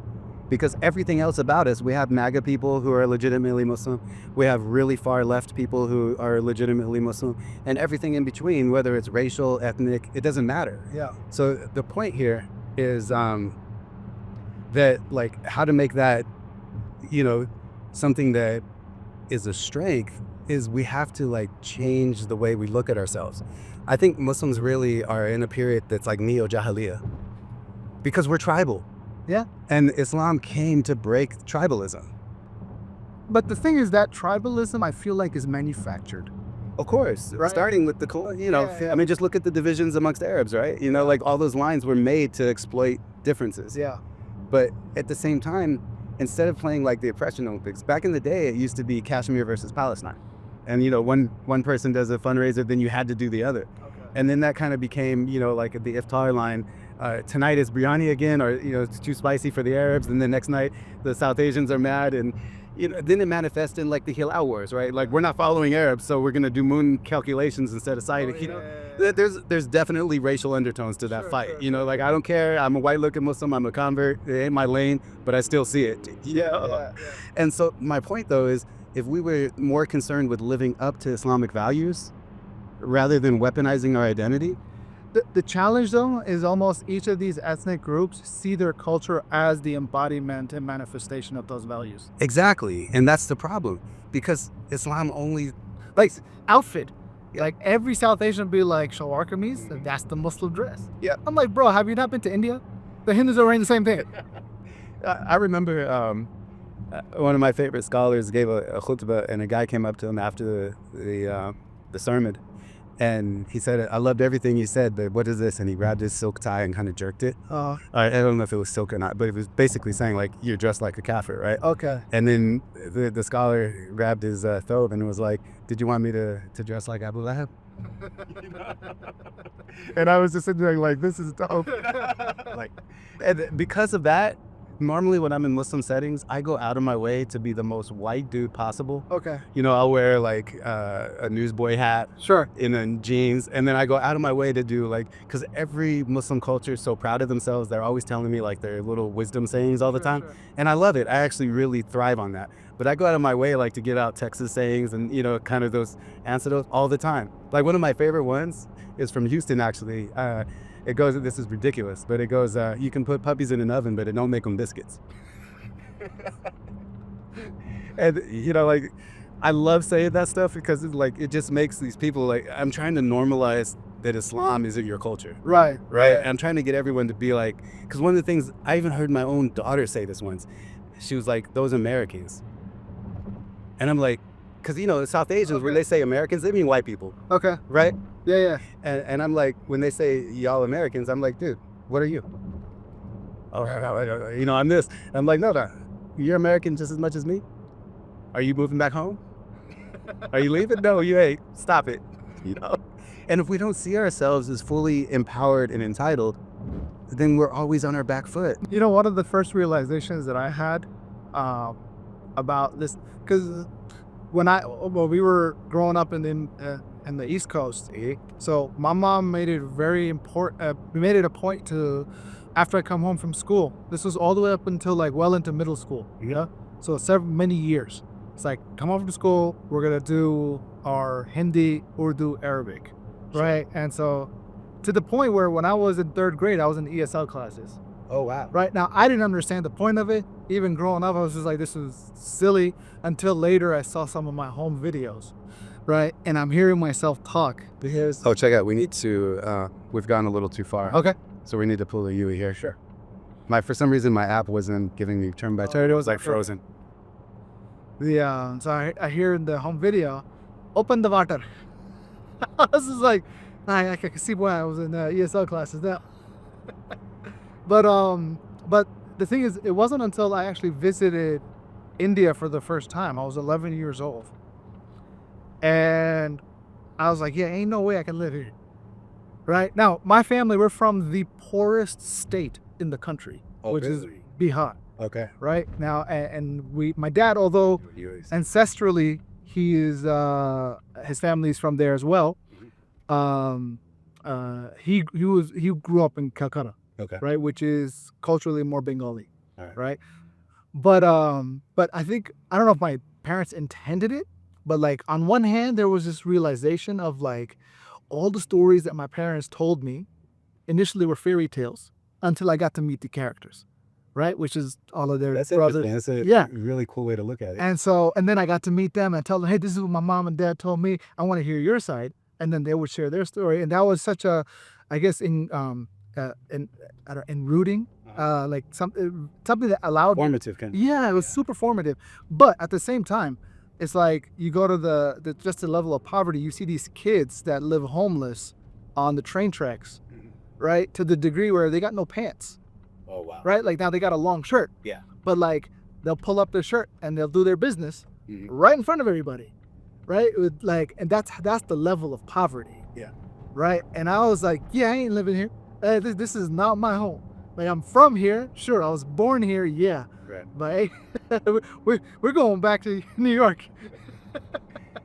And I visited a couple more times since then. Like later on, I was in high school, and again when I was in college. I've been to India 3 times. Right. Which is vastly different from a lot of South Asian people that I know who had the privilege of going almost every year. Oh, wow. Right? And so for them, there is a genuine, although they're born and raised here, there's a fobbiness to them, which is weird, right? Whereas I'm the guy that was born there but raised here, but like, Yeah, it's just the opposite. yeah. And so, so one of the things my parents made a point, like, look, I don't know what anybody else or any other Desi mentality has. We're not going back. Right. Right? We're like, we're here. We're gonna, like, we move. Where are here. your ships? We're gonna die here, kind of mentality. And so, and I think even my siblings have kind of taken, like, I'm in Texas. Like, how much more, Yeah. like, here can you be? And my brother, he's in Santa Monica, California. Okay. My sister, after my parents moved to Atlanta, she ended up going back to New York, and she was well deep in the campus with all of the Columbia University protests. Nice. But like I guess that experience is like, you know what, I want to be here. Right. And so, which is, I guess it's a little bit different. In a mile and a half, Yeah. take exit 141. 141. Okay. Yeah. And then we're This is such a cool view. Isn't it beautiful, man? And then the thing is, we're gonna take the right and then go up left, and then now take it straight to Garden of the Gods. Okay. You're gonna have your jaws gonna drop. So this is the thing that I like. We had some landscape in the East Coast. Yeah. You go to Adirondacks if you needed something real, or to Virginia or whatever. Mhm. Houston, bro, it's just like you drive and you drive and you drive. It's the world's biggest strip mall. No, but like from Houston to Dallas, Houston to San Antonio, like it's all flat, dude. It's all flat. There's nothing to see, and the worst time to drive is at night. Yep. And you better take this one. Oh yeah, this one. So seeing this, I am genuinely appreciative. And there's one mosque in this town. This is Castle Rock, right? No. No. We're in Colorado Springs now. Oh, Yeah. okay. We passed Castle Rock at Okay. the beginning of that Okay, one okay. little formation. Yeah. So Castle Rock is a small city. Yeah, it's Okay. very small. Okay. It's almost like the bougie neighborhood outside of Denver. I got the impression that Boulder is the bougie neighborhood. Yeah, that's like the liberal. Okay. That would be like your Martha's Vineyard kind of. Okay. So yeah, you're gonna take a left up here, and then it's a short shot to Garden of the Gods. Man, I had this. And there's a little oasis of Texas here with Rudy's Barbecue, Oh, and there's a Whataburger around here somewhere too. that's. I heard they're open a Buc-ee's. Yeah, there is a Buc-ee's somewhere in Colorado. I haven't Okay. been yet. Although I would imagine it wouldn't be as big. It might be. Might be okay. The thing with Denver is because the airport's so big and so much traffic, Okay. you get a lot of conventions and traffic through there. So, Okay. but I think the Buc-ee's is out this way, and again, this is military town, so I remember I had a college professor who, before taking up his tenureship in Montclair State, where I went to university. and you got your degree in marketing, right? Yeah. Okay. And the funny story about that, this is where my executive dysfunction ADHD brain kicks in. So Again, more things we got in common. so I went to school. Initially, I was a major in economics with a minor in business administration. And then that's when I realized, our economy is fake. It all takes on Yeah. this continual new market growth. And it was also around the same time that Lehman Brothers went under. Yeah. And I was just like, I don't know if I want to work in this space. And so I changed, so I floated. I didn't change my major immediately. I floated and I was exploring different options. And in that exploration, my grades just dipped. And so I think I went down to a 1 point something GPA. Okay. And so I got a notice and they told me like, look, you got to bring your GPA up above 2.0, otherwise we're going to kick you out. Yeah. And so I got it up to a 1.98. Wow. Okay. And they're like, sorry, you got to go. And so I had to spend 2 semesters at community college taking classes. To rebuild it. To rebuild. I ended up getting straight A's. I never got straight A's in my life. Right. And all because my dad was like, look, you got to drop everything except school. So for the first time in my life, I learned the idea implemented of focus. Right. It's just to stop doing other things. But in that time, when all right, school only, great. What can I do in school? And that's when I started looking at career options. Broadcast school, journalism, and communications, whatever. And what I finally came to the idea was, all right, you know what? I'm going to major in marketing. So I got back in my, with like a 3.8 GPA, the other classes, averaged out with my 1.98, brought me back up to like a 2.75. Nice. And but I came in, I was like, all right, I'm a major in marketing. Actually major in business, minor in marketing. Okay. But I'm going to take all my, as many media classes as I can. So, and I was going to school part-time. 1, maybe 2 classes a semester of my official degree. And then I was working full-time as well because I got to pay for school. I didn't want to take any loans. And then in my spare time, I take as many of these media classes. What ended up happening was I ended up going through the entire film school curriculum twice over in the course of over 7 years, just over 7 years. Okay.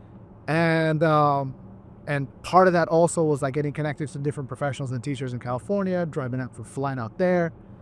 And so I ended up with a marketing degree, but as like, okay, I understand the technical and strategic aspects of marketing and business, but I really like the media stuff. Yeah.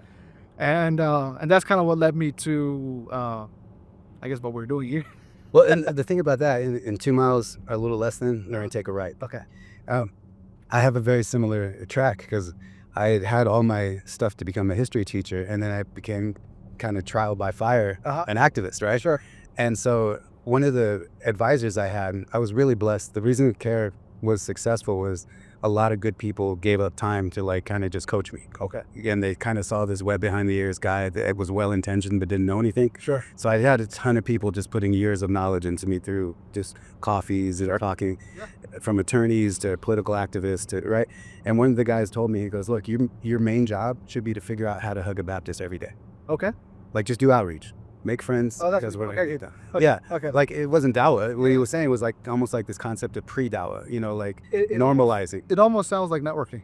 Exactly, same thing. Yeah. And actually he is one of those people who thinks in terms of networks. Like, Okay. He looks at things through systems theory. Yeah.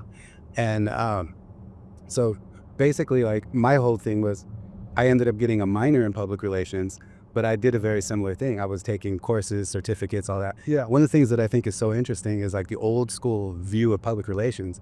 The definition is that helping an organization and its publics, in plural, mutually adapt to each other. Okay. Right. So it's two-way communication, it's relationship, and it's like message strategy heavy. Okay. Right. So they would look at a marketing department as an arm of PR, Sure. where most businesses look at PR as like kind of the spin group. That, when most of society looks at PR as like, Yeah. just spin or like, It's funny because marketing putting looks on at PR as spit. exactly. Yeah. But PR looks at marketing as like, you guys are creating the flyers we have to put out all the time. It's interesting because the genuine, true alignment and what I've always come to understand and what those companies that are good at it is it's not so much about marketing or PR. At the end of the day, it just comes down to your reputation. Yeah, reputation management. And what is it? And there's the idea of managing a reputation that you've got. You take it right up here. Right. Or it's about building the reputation, which sometimes people call branding. Yeah. Right. And it's just at the end of the day, it just comes down to like it's attention, right? Do you have it or you don't? On the other side of that, though, the attention also can come from, are you true to your values? Like the best businesses have very clear values. Well, that's the lasting attention. Yeah. Right? So now, do you have it or not? What makes that tension last? So here you're going to need to go left, immediately right, and then Yeah. left again, just because of the way the zigzag. Oh, okay. Gotcha. And it was just like, all right, so from a starting perspective, you can buy it, you can borrow it. Ultimately, you want to own it. But how long will you be able to retain it is based on whether or not you have alignment in the I think it's a question of a lot of people don't understand what values are, Yeah, exactly. right? It's just like people use these things like my value is integrity. And my question is, what is the limit of that integrity? Exactly. Yeah, that's a Right? good way to push that. And it's like, well, what point are you willing to compromise? Because there's a deeper value that you cannot compromise on. This is so relevant to like the time we fit Yeah. right now and the discussion we're having about the Muslim community, because like when I say we have to live up to the values of Islam, like what I'm trying to get our community to stop doing is like racializing ourselves. Yeah. By or maybe that's the wrong term, is because sometimes people get triggered when you talk about race. This on here? Yes, and then hit the stop, and you'll go right at the stop, and then you'll go immediately left, and then it should be a straight shot. This stuff right here. Yeah. Okay. And so this idea about living up to your values or having alignment, and then where to push that, like for instance, our community voted for Bush before 9/11. Sure. And then it slapped us, right? This, Yes. And we voted for him because we were on social conservative values. Sure. And he had promised, to protect civil liberties, and then we saw how that turned out. And like right now, you got Muslims getting all crazy about voucher bills, right? And wanting to support Islamic schools by taking money out of the public school system. Yeah. But from the very same people who are white Christian nationalists who hate us. And let's be honest, like they cozy up to like these RSS, Hindu nationalist people, because dude, the closest thing. See what you're talking about? Yeah. We're in the back end of Red Rocks right now. Okay. And so we're like cozying up to it because, in all honesty, the closest thing that an American's going to get to worshiping a cow is a really good steak. Like, no, seriously, like Christian nationalists don't look at Hindus as a threat. Yeah. Right. But monotheism, Tawhid, is incredibly attractive. Yeah. Right. That's why I was talking about my story of how long it took me to become Muslim, because we have this value that everyone has in their fitrah. Okay. Right. And that's why I use the word convert, not revert, because you become back to fitrah, right? And then you become Muslim, because fitrah is, Islam is fitrah plus. Yeah. Right. Yeah. And so the idea here is like, if we were a community living up to our values, we would be actively doing outreach to people on shared values. Yeah. And then the question you asked, which was so pivotal, is like, where does the limit of your integrity go? Yeah. So for instance, the voucher thing, like we see a common goal. We want the Islamic schools funded, but we're not looking at, for instance, there's a lookout here, and then we can keep driving too if you want to park for a minute. It's just how many lookouts are there? There's a few, and this one I think is on the way back actually. That's cool. But then just take a second to see how amazing this place is. Oh yeah, bro. If we didn't take the detour where my phone wasn't telling us, we would have been here about 15 minutes ago. Oh, that's cool, man. It was a nice drive. And so like for the community, like the limit of our integrity, for instance, gets into places like it's really uncomfortable. So for instance, white Christian nationalists align with us on like being against homosexuality as being sinful, right? Sure. So we see commonality there. Yeah. But at the same time, well, that goes out of the family values. Anything that's a threat to the family home structure. Exactly. Is we're on the same page. And I think the difference though is Muslims aren't aggressively trying to go suppress other people. We're not weaponizing our faith identity. Right. We're white Christian nationalists literally through Project 2025 and have stated on video that their strategy is to use their faith as a way of sidestepping the charges of bigotry and oppression, because they're saying it's our religious value, which is protected in their First Amendment. Okay. So the difference is when Muslims advocate, we're doing it in a defensive way that says the First Amendment protects us as a minority faith community. So we have to expand our rights for everyone based on no matter what their identity is. Okay. And here's the thing, we're Muslims, because we often think emotionally rather than strategically. We're like, oh, but that means we have to like endorse things we disagree with. No, what it means is you make the law apply to everyone because it's a secular country. Yeah. And you're not endorsing any of their thing. What you're saying is there has to be one standard before the law. It's a question of what are you fighting for versus what you're fighting against. Exactly. And so people tend to be more defensive and fight against as opposed to what they want. This comes down to like one of the programs that Sheikh Mohammed had put together is called Visionaire. Yeah, of course. I took Right, and it. It was amazing. Yeah, and if you recall, from the people participating, almost always the things that people are coming up with to supplicate for are things from like what they don't want. Right. What are the issues? What are the problems? Straight or left? Yeah, I think you have to go this way. And so is this like what, like that Ryan Gosling meme? It's like, what do you want? Yeah, what are your core values? Right. And so the thing about it is, because we're in a pluralistic society and we're barely 2% of the population, Yeah. we can't rely like on outreach to be our savior, Right. because we're just never going to reach the 98% out of there, right? Yeah. And then we have decades of propaganda that we're fighting against. So then what happens is when we're playing the racial card and pulling victim all the time, the average American, like my sister, I hope he's not putting a bomb under your bed, is looking at the situation like, oh, here's the aggressor telling us not to take their rights away. How much more effective would it be to say, we want Jews to be able to worship freely because we want to worship freely, Right. right? We want whatever to be able to do whatever because we want to do our thing. Yeah. Right? And so what happens then is instead of getting...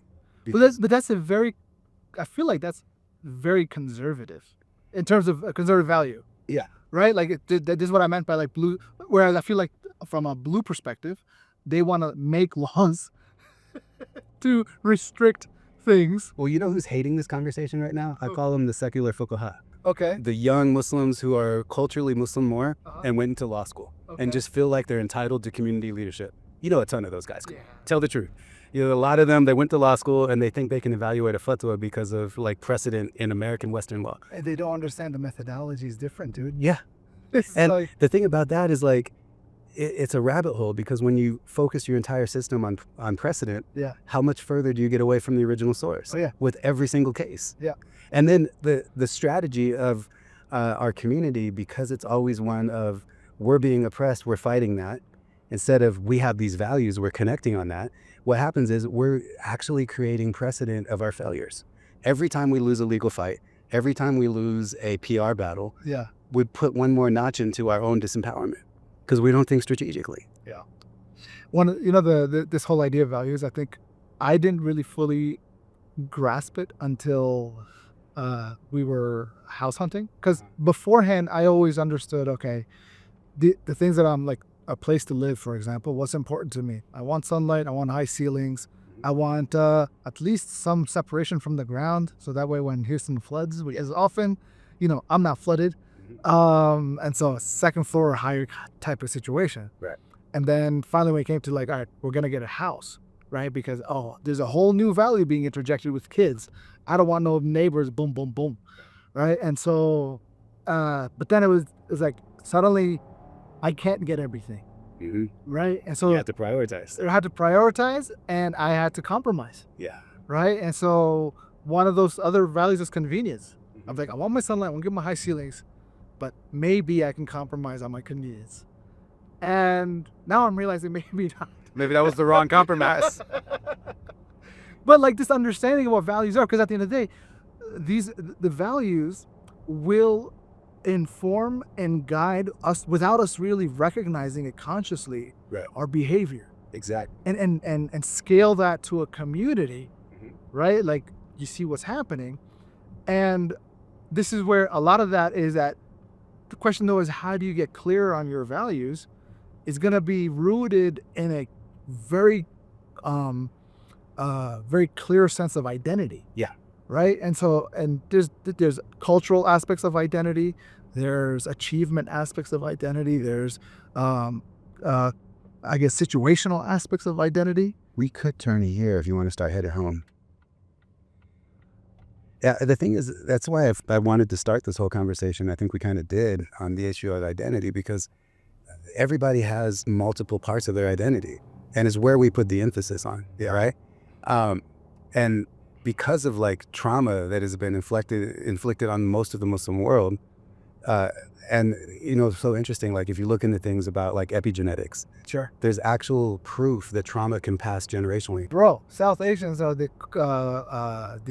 the poster child for that. Well, everybody thinks that. This is where the Oppression Olympics comes, right? No, I mean, like, this is- reparations for black people, you can literally Sure. make a scientific case Yeah. based on epigenetic trauma that they should be compensated. The funny thing is, like, why are a lot of South Asians skinny fat? Right? No. Well, because of the epigenetics of, like, when the famines happened and a lot of the resources that the British were pulling away, like, there was almost adaptation. there was a very clear adaptation where, millions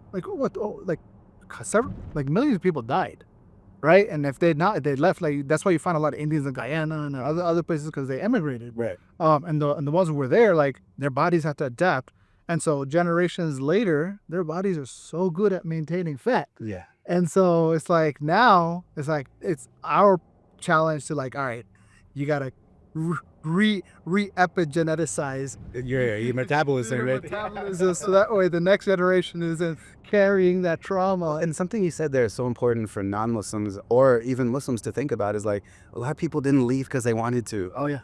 One of the things that's so frustrating with bigots is, like, this whole deportation. Yeah, exactly. Like, someone had the nerve in Tennessee. I know I pumped it up a lot, but, like, there's also the dark side. Once you get out of Nashville, it's blue dot syndrome. Like, Nashville's a very liberal Democrat city, Okay. but the rest of Tennessee is the deepest of reds, right? Sure. And the legislature, which is in Nashville, is hugely Republican trifecta. Okay. Like, it was MAGA before MAGA, Okay. right? And I mean, it's the kind of place where Ted Cruz wasn't MAGA enough. Right? Because he's Cruz. Yeah, exactly. I mean, like, if you were to make the perfect, like, presidential candidate before Trump, Yeah. it's Ted Cruz, a white-looking Latino, Yeah. whose dad's a mega church preacher, Uh-huh. right, and who's willing to sell out other Latinos for white folks, right? Because you have Beto O'Rourke, who's like the opposite. Exactly. Yeah. And the thing that's so funny about all that is, like, then here comes a carpetbagger from New York, giving the sharecroppers, bargain to all these white people, and they love him more than they have their petri dish guy. Yeah. It's crazy. That's why identity is so important. But, like, this whole thing of go back where you're from. I remember the first time my in-laws, who are from Denver, and now Denver has a long history of Klan activity and Klan stuff going on. Sure. And, they grew up literally in Jim Crow. They're in the, close to their 80s. My mother-in-law remembers being the first black family to buy into a white neighborhood and how that traumatized her. Okay. Like, a lot of people don't know that African-American schools were better before desegregation. They were better before desegregation. A lot of them had, because they were getting cared for, they had high academic achievement. Okay. And then when segregation happened, and They lost a lot of that talent into the.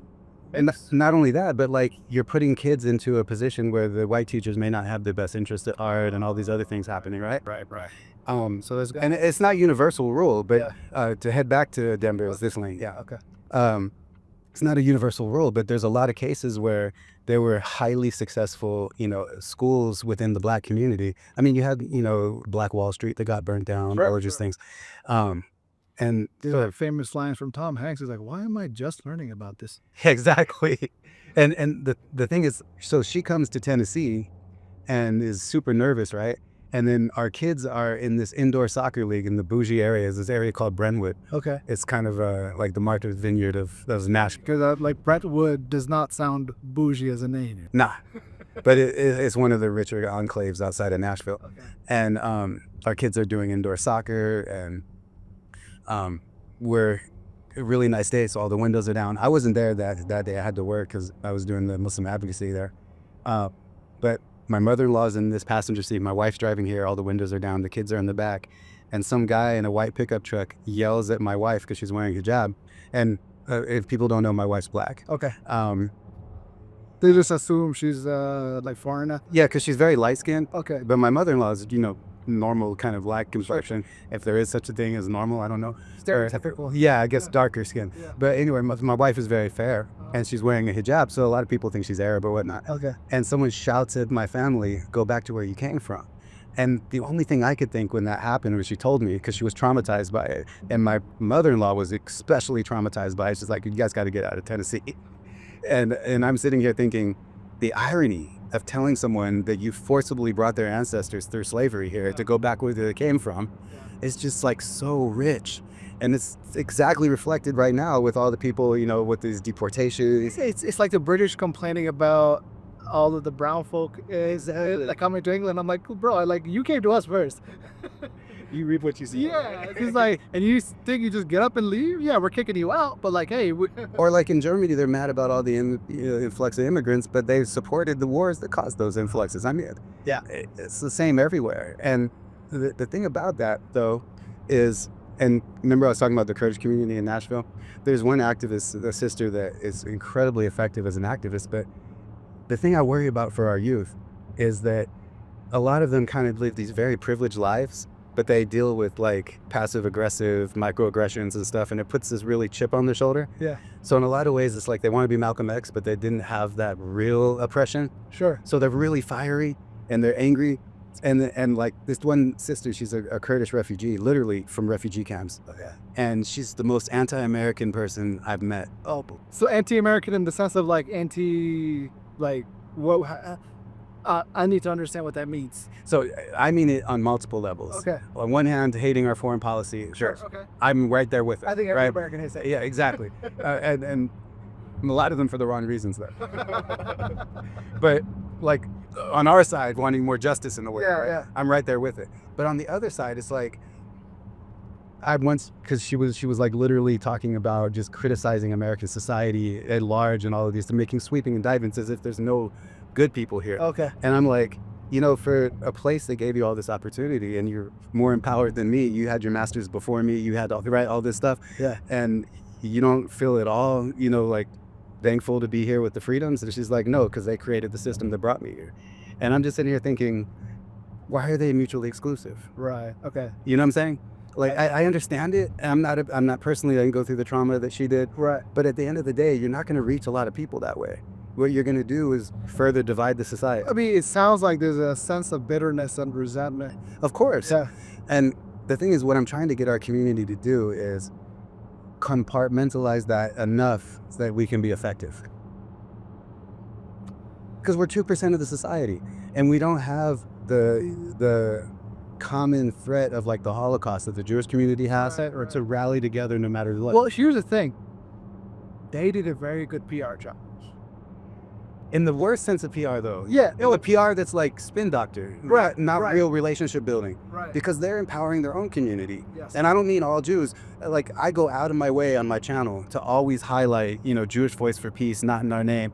The rabbis who stood up and signed that letter about opposing Trump's Mar-a-Lago. All of those things, because our community has to deal with our own anti-Semitism, right? Yeah. But at the end of the day, the ones that It are... comes back to this though. Like, even the whole idea of anti-Semitism. Yeah. Like, bro, half of these Arabs are Semites. Well, and that my argument is that all Muslims are Semites. Islam is a Semitic tradition. Yeah, if you connect that, and even if you connect to the language. Right, well, and that's the definition most Yeah. Jews use and most people use, is the linguistic definition of a Semite. So if you know Arabic, you're a Semite. Well, yeah, exactly. Or if you're a Muslim and you can at least pray. Yeah. Right, you follow a Semitic tradition, Yeah. because the Jewish identity is very complex. You can be an atheist and still be a Jew. Yeah. But if you become a Christian, they don't consider you a Jew anymore. Okay. Right? So it's an interesting thing, because Considering even that is from a Semitic tradition. there you go. But the point is, like, when they used anti-Semitism, it was originally weaponized against them by the Nazis to racialize them Yeah. so that the Holocaust could happen. Yeah, I think the Nazis were known for being proud of being anti-Semitic. Because I think they can't, Yeah, of course. right? Of course, Yeah. No, like we are anti-Semites. Well, again, remember the Sharecroppers bargain? Yeah. Literally, what Hitler did was point to a small, weak group in the society to attack. Yeah. And they weren't even weak, though. There were laws on the books right in Weimar Republic that literally banned anti-Semitism, that helped, that limited speech against the Jews and all that. And it still manifests to what it is. Yeah. Because they weren't dealing with the values in society that were causing that hatred. And what it allowed for was Hitler's whole thing was, these people are the reason you're not succeeding. Yeah. So you give a scapegoat and then you use hatred to, run a whole thing. And what I see with the Muslim community is we're kind of not learning the lessons of history, because we're not sitting here saying, What's the Mark Twain? The history doesn't repeat itself. Right. Writers often write. Yes. He also said something great. He goes, I didn't have time to write you a short letter, so I wrote you a long one. You ever tried to make a short video? Oh, dude, I totally You spent way more time putting that Yeah. together than Just bringing it down is just like, yo, man. like a TED Talk. You're gonna prepare so much because you got that limited amount of time, Yeah. right?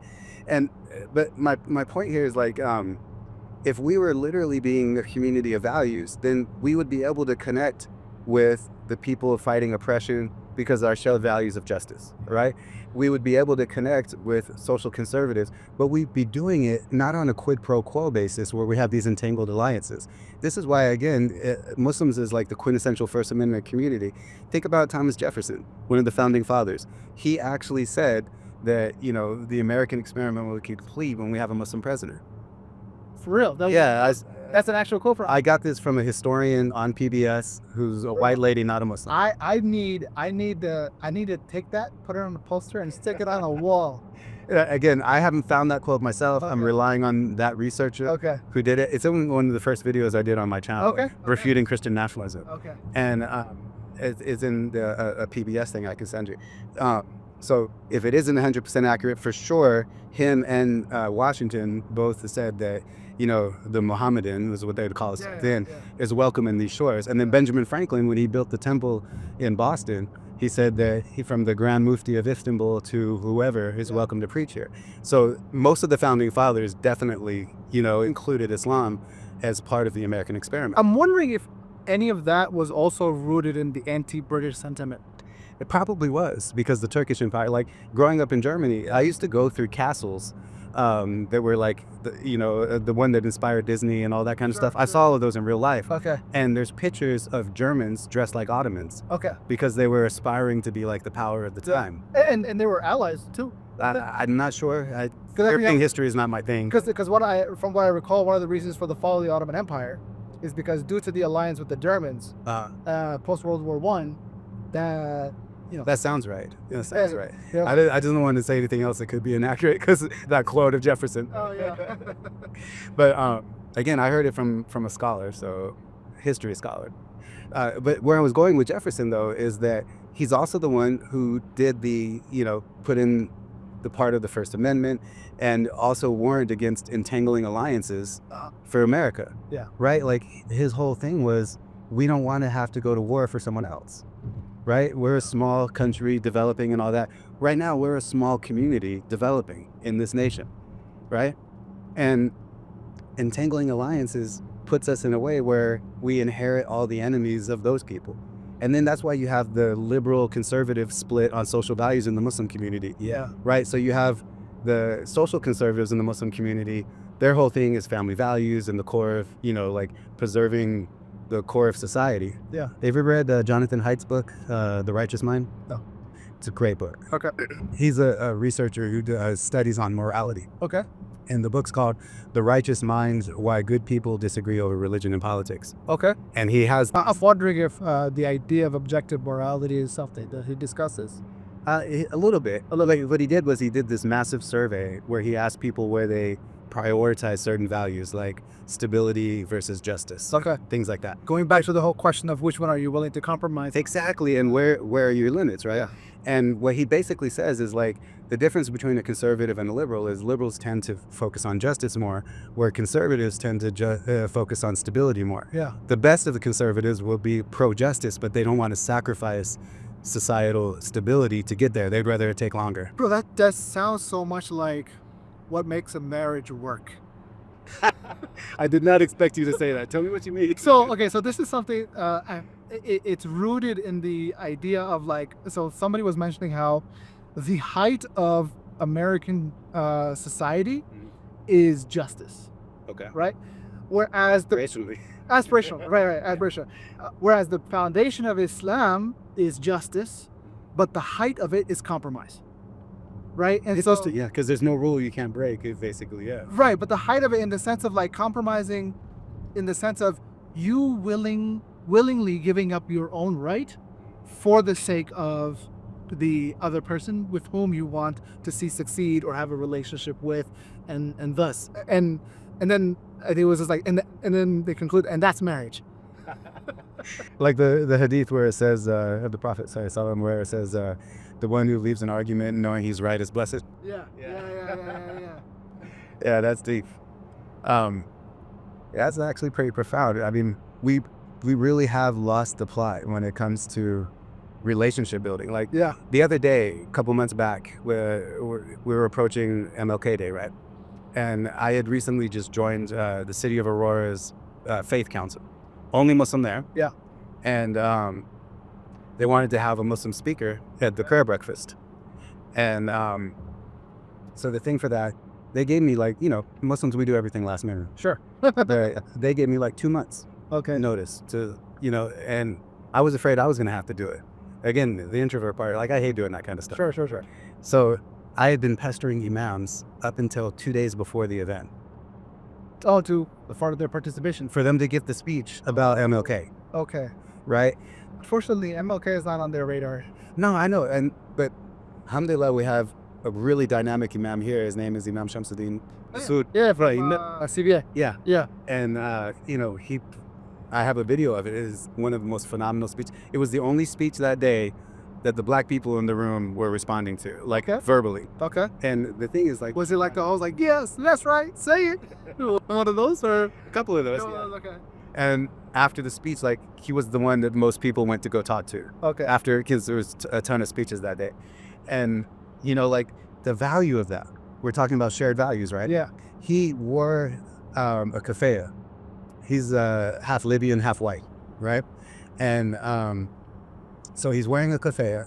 He's talking about the verses where it says, they say they're the peacemakers, but they spread corruption in the land. Yeah. Right? And then he ties it into the verses of justice about speak the truth even against yourself. Yeah. And he goes through all of these things and interweaves them with quotes from MLK. Right? Okay. And basically gets to say everything that needs to be said about Philistine without saying it once. Sure. But having the keffiyeh on. Right. Like it's like, let's look at who's talking. Exactly. Yeah. And having the most response. And that kind of pre-dawah it normalizes the Muslim community because we have a connection based on what is the core of what matters to people. Justice. Yeah. Well, the thought, because we're talking about also like this idea of compromise and giving value, respecting. It just reminds me of like you're saying how we're like 2%, like we can't except that we have to be part of the conversation, right?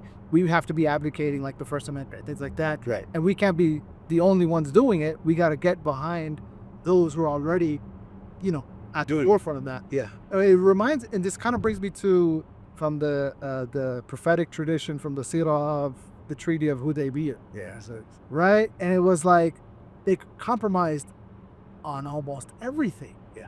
Just so that they could have. the moment of peace. Right. Yeah. And I feel like if the communities with the message, I think that right there is the key. It's like the Hudaybiyah style. Right. Right? Like, okay. Who has the clout in our community to, because No, but when they're forming the community, Right. it's just like, look, we can't, like, we can put our foot down in the ground, draw a line, be like, we want this.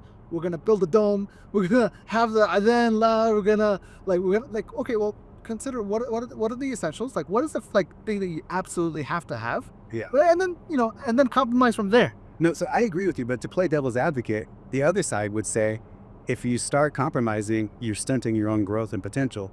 So you should pick the bigger fight so that you have to end where you need to compromise. But the thing is that would be true if you're compromising on a core value. Yeah, see, that's exactly what we're in alignment. Yeah. But what I'm trying to do is give Steel Manning that argument so that I'm getting images of Inside Out right now. With core memories and that whole movie, that second one is all about identity. yeah, Right? And then what, like, in terms of what you compromise on and how that shapes who you are, how you see yourself. well, and that's the thing, like, the core problem with the Muslim community, in my opinion, in America, is how we see ourselves. Yeah. Because if we saw ourselves as a community of values, the Oppression Olympics would immediately become an asset rather than who gets the credit. One of the most beautiful things about the pro-Palestinian protest is how often Sudan was invoked. Yes. I mean, during Kendrick Lamar's halftime show, the brother had the combination of flags. It was so dope. Yeah. I'm 50, so I use old slang. I'm sorry. But the thing is, like, what we don't often do is intersectionality in a way that is more principled, because we're so concerned about who we're fighting rather than who we're becoming. The question on this and the idea of intersectionality. What is the relationship and difference between activism and civics? I don't think there really is. Okay. Honestly, in my opinion, and I got my master's degree in civic leadership. Okay. And there's going to be arguments and people who have legitimate cases on the other side. But to me, civics is activism. And it is Islam. Because in Islam, what other faith do you have? The hadith where the Prophet ﷺ said, wondrous is the affair of the believer. Everything that he does is good for him. Sure. You know, something beneficial, he's grateful, something hard, we remove sins, on and on, right? Okay. If you look at Islam that way and you have the right intention, the right niyyah before you do something, civic participation can be an act of worship because you're enjoining the good and forbidding the bad. So I guess my question was, I always saw activism as an element of civics. Yeah. So then the question then is like, then what else is civics? So what civics as like a technical foundation that has to do with the systems and like Robert's Rules of Order or norms of an institution, how the cartoon, how a bill becomes law and all that stuff, right? There's that part of, yeah, exactly. There's that part of civics, right? And that's what makes it so intimidating. Okay. One of my friends, when I was in process though. Exactly. Right? It's the process. Yeah. It's the checks and balances, the system. Interestingly, I don't think Islam prescribes an ideal governmental system. I think it prescribes values. Right. The Sharia was divine, but the system of governance wasn't. That's the way I understand it. And I'm no scholar, so like I always hesitate to say things too far. But like I would look at Maqasid Sharia and think that has even more of a role of our lives today than we give it. Sure. Because again, it's what's the highest value, where do we stretch, where do we compromise, where we don't. Yeah. But like when you're saying about civics and these different processes and whatnot, to me, the reason I find the line between activism and civics kind of artificial is because like it's the same thing with the word identity politics. Okay. That was weaponized to make brown and black people shut up about their oppression, right? It's trying to marginalize our voices. I say our, I'm again the white looking Muslim. One of my best friends. Honestly though, like he calls me the day walker. Like I'm a vampire can go out in the sun. And in Tennessee, I literally switched from Isa to Paul so I could do cognitive dissonance on those bigots. Be like, Paul, the leader of a Muslim organization. They're like, what?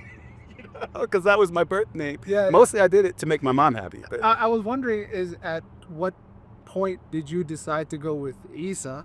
And immediately when I took Shahada. Okay. But I stopped. Was that your thing or was that somebody like, okay. No, it was like, for me, dawah. Because I'm like, I didn't think I was betraying Jesus at all. In fact, I felt like I was fulfilling what Jesus taught. Sure, okay. Catholics have this thing called the Red Letter Bible. Okay. Where you open up the New Testament and the words in red are what they would say is like the hadith of Isa. Okay, that's what it is, okay. So when you open it up, the ones in red would be what they attribute to be Jesus's words. Okay. And so for me, when I would just read that, even as corrupted as it is, I saw more Islam in that than I did in like Trinitarian thought and all those things. Okay. So like that's why I adopted the name Isa, because I wanted people to know it was betraying Jesus's teaching by becoming Muslim. Now, is that a name that you went forward with even amongst, I can understand adopting a Muslim sounding name amongst Muslims, but I never changed it legally. Okay, you never changed it legally. But I had everybody in my life call me Isa. Okay. And then I noticed my mom would cringe when people called me Isa in front of her. Okay. And it hit my heart really bad because I loved her. Yeah, and so when I moved to Tennessee, it was an opportunity to rebrand. Okay. And then that same guy who told me like your job should be how to hug a Muslim or hug a Baptist. Yeah. Right. I called him up and I'm like, hey man, I'm about to get in the deepest red state in the nation. Yeah. Advocating for Muslims. Yeah. What do you think about me branding going by my birth name? Yeah. I was like, mostly I want to do it just make my mom happy. Sure. But he's like, dude, that's brilliant. Okay. Right? Okay. And so like that's why I had this when I came back to Colorado and my mom passed away. Yeah. I've always felt more comfortable being known as Isa because I literally changed my life to be a Muslim. Okay. Right? So now the thing is, do you kind of switch back and forth between Paul and Isa, or do you kind of like... Kind of, and that's because only recently did I start getting active in the Colorado Muslim community. I was so burnt out after Tennessee. I can imagine. Dude, I was a full-time lobbyist. As the executive director of two organizations, a 501c3, your standard nonprofit, and a 501c4, which is a political nonprofit, right, that can endorse candidates and all that kind of stuff. And, living in the state... Is that different from a 501c6? Yes. Okay. Yeah, that's a That's the lobbying side. No, C4s can lobby and endorse and whatnot. Okay. The 6, I think, is, again, I might not be right here because I didn't look it up, but I think that's for super PACs and stuff. Okay, so that's what, because I work for the retail lobby, and I think they were a 50c6 or some aspects of it. Yeah. A lot of companies have multiple entities. Yeah. So like ACLU has ACLU and then ACLU Action. Okay. The Action is normally a giveaway that it's a 501c4. Okay. Because that's the one where they endorse legislation and candidates. So,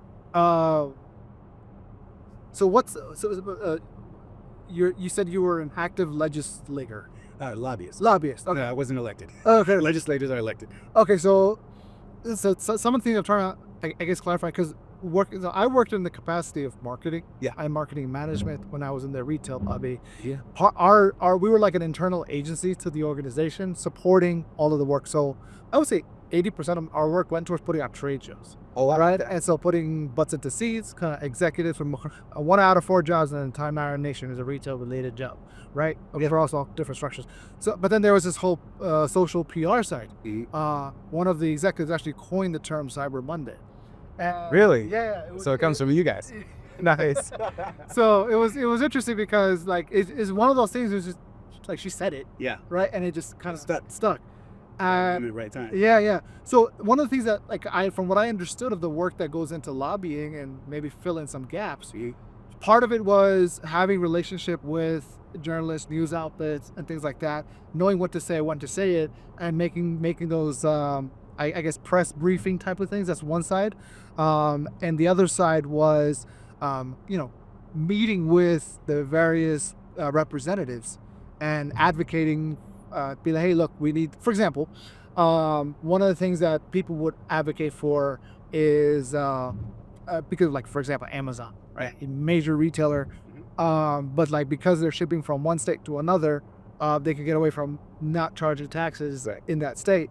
And so I guess in a way to rectify this and increase jobs, what led to was Amazon actually opening up distribution centers in almost every major thing, right? Now, the downside is us as a consumer have to pay taxes, sales taxes on those purchases. Right. But like a lot of that kind of came out of the advocacy of that, from what I understand. Lobbying in a lot of ways. So broadly, you're right. Okay. I would say there's more PR dealing with media than lobbying. Okay. But a lobbyist has to be good at PR if he has especially a cause that is has wide public interest. Okay. But there are lobbyists who you'll never ever know who they are, and their causes are very obscure, sometimes on purpose, sometimes strategically, sometimes just because a lot of people aren't interested necessarily in the farming bills and stuff, right? Stuff. Because people don't think about it until JFK starts out. Somebody's like, why do we need to support farmers? We can get our fruit from the grocery store.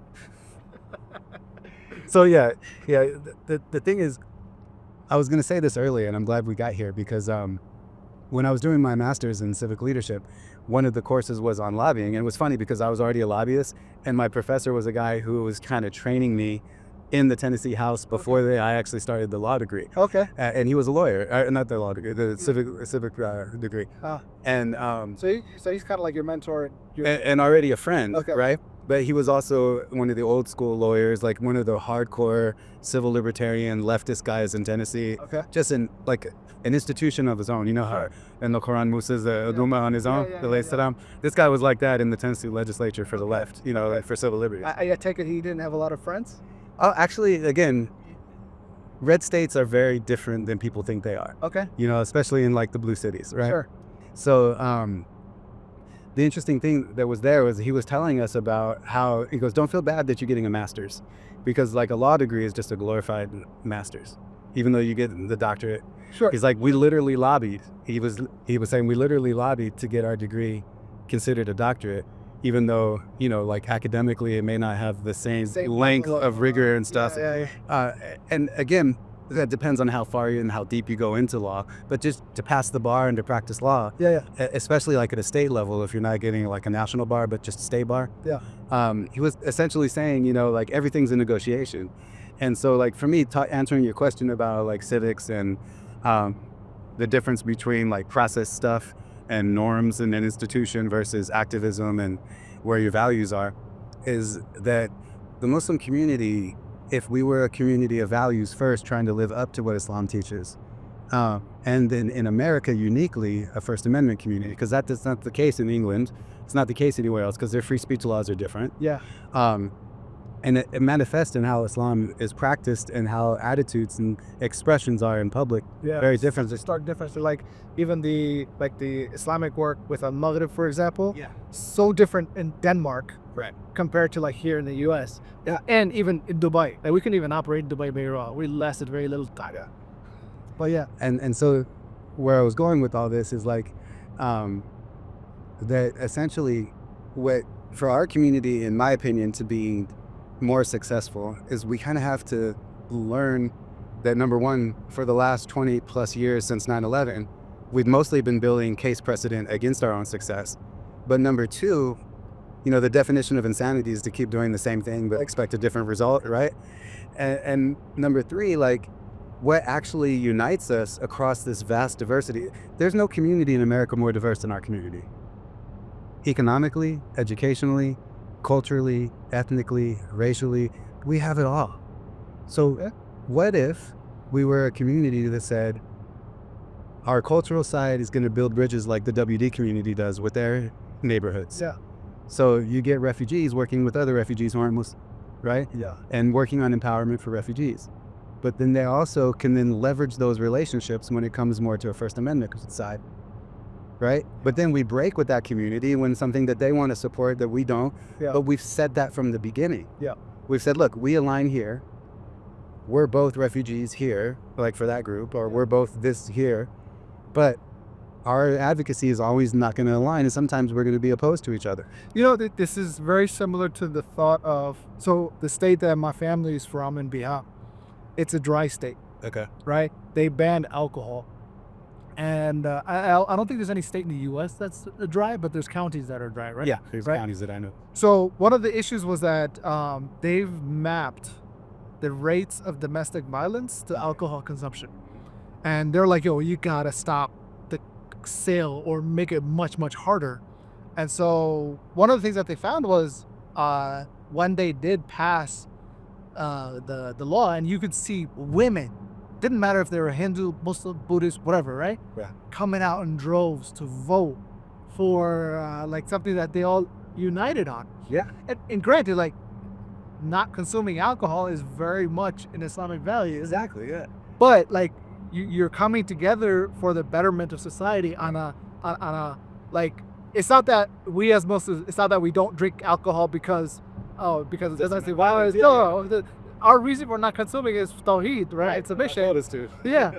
But We hear and we obey. right, but the whole thing of like there is a value to abstaining from this toxicity. And so let's come together on that. And I feel like that's the plot that we're missing here. So let me give you a different example that's in the story. One of the biggest things that I had to fight in Tennessee, and now any success I had in Tennessee, I have to preface by saying there is an incredible group of Muslim leaders there. And one of the things about the Muslim community in Tennessee is that they're... If you're talking about the state of Tennessee. Yeah, overall. Okay. They're fiercely independent. Like, there's not a CAIR chapter in Tennessee because they want to represent themselves. Sure. I mean, how many times do national organizations, not just CAIR or not even at CAIR in particular, will like do an event and then leave and you never hear them again and they fundraised? Okay. Right? That happens a lot. Like, It's like starting your own business versus franchising. Exactly, right? And so what's interesting about all of that is like that sometimes the national interest for the Muslim community is different than the local state interest. Sure. So an event could happen in Tennessee that was Islamophobic and, anti-Muslim bigotry, but it doesn't necessarily benefit the Muslim community to handle it the way that the national organization would. Okay. It could actually be detrimental to the local community. Sure. So here's a case where that kind of happened. And I started that saying that because we have like a sister and her name is Zulfa Sawara. She was the first at-large Muslim and a Nigerian woman to be on the Nashville City Council. Okay. And she wears traditional Nigerian garb everywhere. The big hats, the beautiful dress, right? Yeah, the thing is, people, when And they see that, they see her as being this Nigerian woman. No, she always talks about Islam. Okay. She got inducted to the Tennessee National Women's Hall of Fame. Okay. And she said, I'm here because of my Muslim values. Okay. Because that's what drove me to do the things you're recognizing me for. Okay. And she also said, I'm here because all the other Muslim activists who paved the groundwork for me, even though she was the trailblazer, Okay. she still had the humility to recognize their, predecessors. Sure. And so I'm trying to do that here by saying there's people like Zulfa, there's a guy named Mohammed Shukri, who's a Somali refugee who, I went and got my master's degree because he had it when he was my employee, and I was so impressed with the type of person he was that I was like, I'm gonna go get that degree. And wait, he was your employee? At a group called the American Muslim Advisory Council, Okay. which is the group that recruited me to Tennessee from Texas. Okay. Okay. And so in that capacity, Tennessee had the harshest anti-Sharia bill ever introduced in America. Okay. In Tennessee. Sure. And of course it got struck down because of the First Amendment. Right. Right? And this is why I'm saying not only is it our nature to be a First Amendment community, but it's strategically beneficial. So what the bigots there did, just like MAGA is doing right now, is they tried to piecemeal every part of it and separately. Okay. So they couldn't get it in one fell swoop. So then they broke it into pieces. And one of the pieces was a really insidiously titled bill called Forfeiture of Assets in the Case of Terrorism. Okay. So you know about forfeiture, right? Well, I mean, I'm familiar from the perspective of whenever they were going as a war on drugs and stuff. Yeah, they'll take all of your assets. sell off the car, Right. take Yeah. the money. Yeah. And many times it was it wasn't even their assets, it was their families or their parents, and they still got forfeited. And of course, any type of thing in the governmental system, abuse of it happened. Yeah. And so this is where the political spectrum, our Muslim community has to also get more nuance than just Democrat, Republican, left and right. Because you go far enough in any direction, you fall up on the other side. It's more the circle, right? Than it is binary. Yeah. And so for instance, The oil explorers. horseshoe theory, right? So this instance, forfeiture of assets in the case of terrorism, on the surface, it looked like if there was a terrorist, that you could take their property, give it to the victims of terrorism, all that kind of stuff. It would be great. Yeah. But in reality, what it was designed to do was to take the masajid from the Muslim community and sell their property. Now, How would you do that with a 501c3?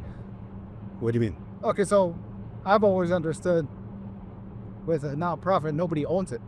Well, it's owned and managed by a board of trustees, right? Okay. So it has a legal entity. But so Tennessee was trying to ban anything called a Sharia organization Okay. as being terrorist affiliated. Okay. And they literally had a different bill that would make, zakat material support for terrorism because it was under and included, it even specifically included the Shi'i. So, it had Hanbali, it had Maliki, it had, everything. Okay. Jafadi for the, listed in the legislation. So, saying that, giving zakat, and if you did it under a specific Yeah, insidious is the right word. Dude. Yeah, so this bill, it basically said that, if an organization was accused of supporting terrorism, that you could seize all their property. Okay. And the thing is, there was a case in Tennessee where a guy got radicalized overseas. He was a convert. I think he was African American. And then he came back and he shot up an army recruiting station. I forget his name. Was that here? No. No, I mean in Tennessee? The guy was from Tennessee, but he did it somewhere else. Okay. I forget all the details of that, but the point here was that he attended a mosque in Nashville for some time before he got radicalized. Sure. Okay. And that mosque is in one of the best, highest value property areas in Nashville. Okay. And It's like somebody going to 96th Street in New York, and that's prime real estate. yeah, They find any excuse to take the land, right? And so the way the bill was written was it didn't specify, number one, what level of government could call something a terrorist incident. Okay. So it could be a township, a county, Okay. city, right? And then it also didn't define what, an act of terror was. It was written loosely on purpose. Okay. Right? So I saw it as an attempt to attack the Muslim community. Sure. Because that was the part of the anti-Sharia legislation they wanted to do. So the question is how are you I guess it's your job to be aware of what are the bills that are being proposed. Okay. So in Tennessee, one of the best things is they have a really robust website. Okay. And you can track bills from inception all the way through. Okay. And then lobbying, what you asked about, like civics, lobbying is literally relationships. Okay. And there's a saying that there's no substitute for shoe leather. So, like nice shoes that have leather soles, right? Yeah. And you're leaving the leather of your shoe everywhere throughout the Capitol. Right. Right. And I was not. I was in some slippery shoes, man. But, dress Oxfords, that kind of stuff, right? Because, decorum, norms, all that stuff. Yeah. So, like, I actually benefited from the shoe leather of these amazing Nashville Muslims before me. Okay. Right. So I got to come in on reputations of a girl named Ramziya Suleiman, a Kurdish activist who's just amazing activist. Again, Muhammad Shukri, Zulfa Sawara, a guy named Rashid Fakhruddin, he's a Bengali guy. All of these people had really just pioneered this work. Okay. And then I got to come in and employ strategy that made it successful based on their previous work. Got it. And so when I was looking at this legislation, it was the time when the Republicans had a hard trifecta. So the governor was Republican, Okay. the state Senate was Republican, and the state house was all, Republican majority. Okay.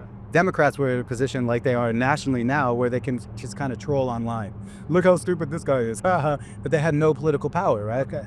So when I went to them, the first thing I had to do was like, what's the landscape here in Tennessee politically? Yeah. There's a division amongst, the MAGA type. Back then it was more like Tea Party type, sharp conservatives. Tea Party, then their name and mention is kind of fallen off the map. Yeah, well, they've evolved. Okay. And then there's, the business conservatives that tend to be socially conservative, Yeah. but they're really all about making business prosper. Sure. So those are the Basically a Texas battalion. kind of, yeah. But everything's morphing, and ever since Trump, he changed the game. Yeah. But so in Tennessee, Trump Texas battalion. yeah, exactly.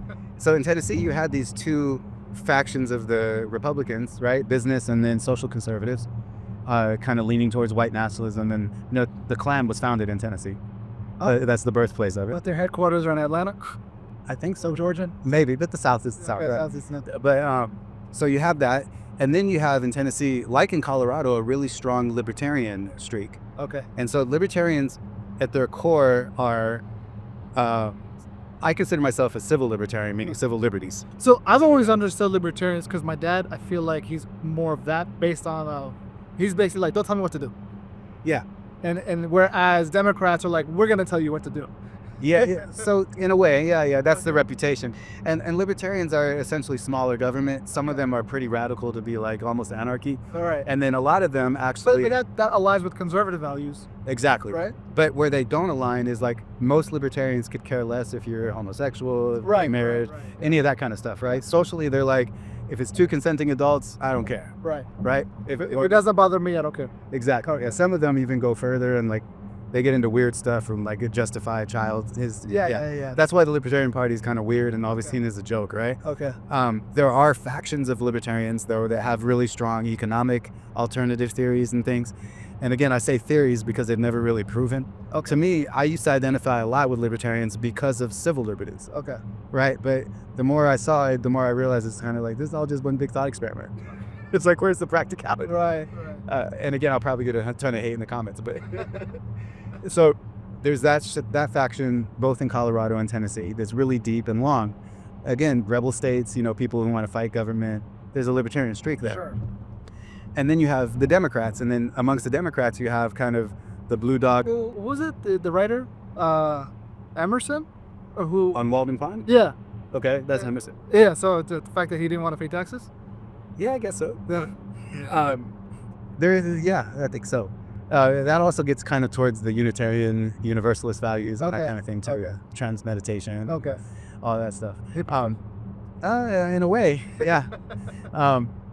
So, and then you have in Tennessee, you have a division of Democrats where you have the more social justice oriented Democrats that comes like from your Memphis African American community. Yeah. The civil rights reason and all that kind of stuff. Okay. And then you have your blue dog Democrats, which are kind of like moderate Republicans in a way. Yeah.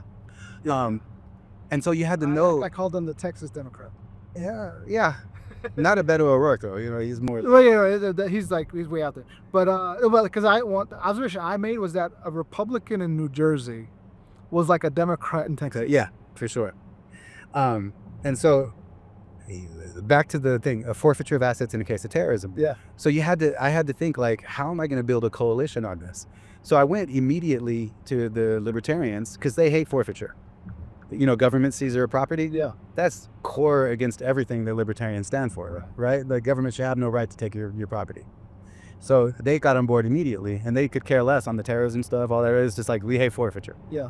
That's an exaggeration, but not too much. And then I went to the Democrats and said, look, Take the exit or we're going into Denver, so however you want. okay. I mean, I don't know. I don't know where we're What I tell you is go to Arapahoe again. Okay. We could take that turn, and that put us back on our own neighborhood. Yeah, sounds good. So this is actually only for county line, which would also take us there, but it's not as pretty. So basically I went to the Democrats and I'm like, look, I know you don't have a lot of political capital. And when I even said the title, most of them are like, I'd support that bill, why be against it? And I had to break down like what it was really trying to do. Yeah. And they're like, okay, but I can't support it, we don't have any strength. Okay. And I was like, what if I build you a coalition? Okay. And they're like, okay, then build the coalition, come back, right? Okay. So then I went to the business-minded conservatives, and they had already seen how the anti-Sharia legislation blunted talent coming into Tennessee. Okay. Because you had your black and brown programmers, you had people don't want to go to the hotbed of bigotry when they're, Yeah. like my mother-in-law, after someone shouts, go back home to my wife, Yeah. they're like, you got to get out of here. Right. Right? So they had saw how business suffered because of those types of shenanigans. I get the impression these business ties would be pro H-1B visa. Yeah, for sure. And so I got them to understand by doing something unique, because this is right when Dylan Roof shot up the church in, I think it was South Carolina. Okay. It was an African Methodist Episcopal church, right? Okay. And you remember Dylan Roof, This right? is the young kid, right? Yeah, the white kid who went into the black And church who got shot it up. McDonald's afterwards? Yeah. Okay, that one. Yeah. Burger King. Yeah, Something was burger. Yeah, fast food. But in the cop car on the way Yeah. because he was hungry. And so anyways, and that comes to the end of the story, by the way. So I went to them and I'm like, look, if that guy attended one of your churches and someone called it terrorism, as this bill is written, we could take your church. And then all of a sudden the light bulb went off, Okay. right? And I was like, and just like the anti-Sharia bill, this is gonna be bad for your business. And then they're like, all right, we got you. So then I went back to the Democrats and I was like, so I got these people, can you stand up now? And they're like, sure, we got it. Okay. And so instead of fighting the bill, So it's a big part of this is in the relationship, you being able to communicate and frame how this is fits their values Yes. and how it affects them. So you need to be, I don't know, empathetic is the right term, but At least knowledgeable. knowledgeable of what is that this one? We can, or we can go up to the next highway if it's too close. I got this. This is my East Coast rider right here. Houston driving too. That far right lane and turn right. Yeah, it's exactly that. It's knowing your landscape, Okay. right? So one of the things I Bro, this is just marketing 101. It's not about it's exactly marketing 101. It's like, how do you appeal to someone? It's if you like don't what really care does the about? market want? What do they want? Like, and you just give it to them. It doesn't matter if you like it or not. One of the things Muslims don't understand is communication is an act of surrender. Once you say something, Yeah. you can't understand it for that person, Right. right? So if you say it in a way that sounds like material support for terrorism, then don't get mad when the person understands it that way, because you were the fool who said it that way, Yeah. right? Yeah. So, and that's why I started asking about Tariq Manana. Because like, for sure that case is fraught with all kinds of issues, right? But when you approach it from a PR perspective, you have to think about like, what are the shared values we have with the core audiences that we need to reach in order to get to justice, Right. right? And that's why I think like the protest point, sometimes I think protest is only designed to make us feel good. We don't even care about making things better. We just want to be able to say, I got it out of my system. Now, believe me, especially right now with the pro-Palestine, if nothing else, if people in Gaza see that we care, Yeah. it's worth it. Sure. Sure. If nothing else. But I mean, the thing is, there's a stark difference between the kind of protesting we're seeing now compared to the kind of protesting that was happening during the civil rights era, as I understood it. I think so too. There's a beautiful series of graphic novels by Joe Lewis, I think so. where Civil rights icon? Yeah. Yeah. and he basically tells his story Mhm. in going parallel with, it's almost like a movie, Yeah. but like him now and told in parallel with him growing up. And basically like the federal government passes the anti-segregation laws, right? Okay. But deep in the South, they're like, we don't care. Yep. Right. And so they do these strategically planned, trained sit-ins right? And they know what to expect going in. They get hot coffee thrown on them. They're going to get shouted at, yada, yada, yada. Yeah. But And they got trained on how to tolerate that type of. They would even like mimic the racial slurs. Practice, Yeah. right? They would have their dojo and they would practice self-defense, essentially, right? And then when it came to them exercising their right and the fight broke out, they knew exactly what to do. And that kind of got the attention that they needed. These Volvos. Even when you're braking, they're like, nope, not enough. Safest car. So sometimes it's a little too aggressive, man. It's like, let me drag. For sure.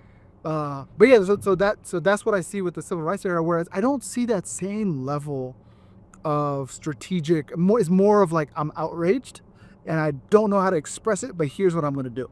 So I don't want to get too far away from the story on the forfeiture of assets. Yeah. But just to keep you on this rabbit hole for a minute, one of the things that's really interesting is how, because we don't have institutional power, we like approached our local townships and tried to get resolutions about ceasefires.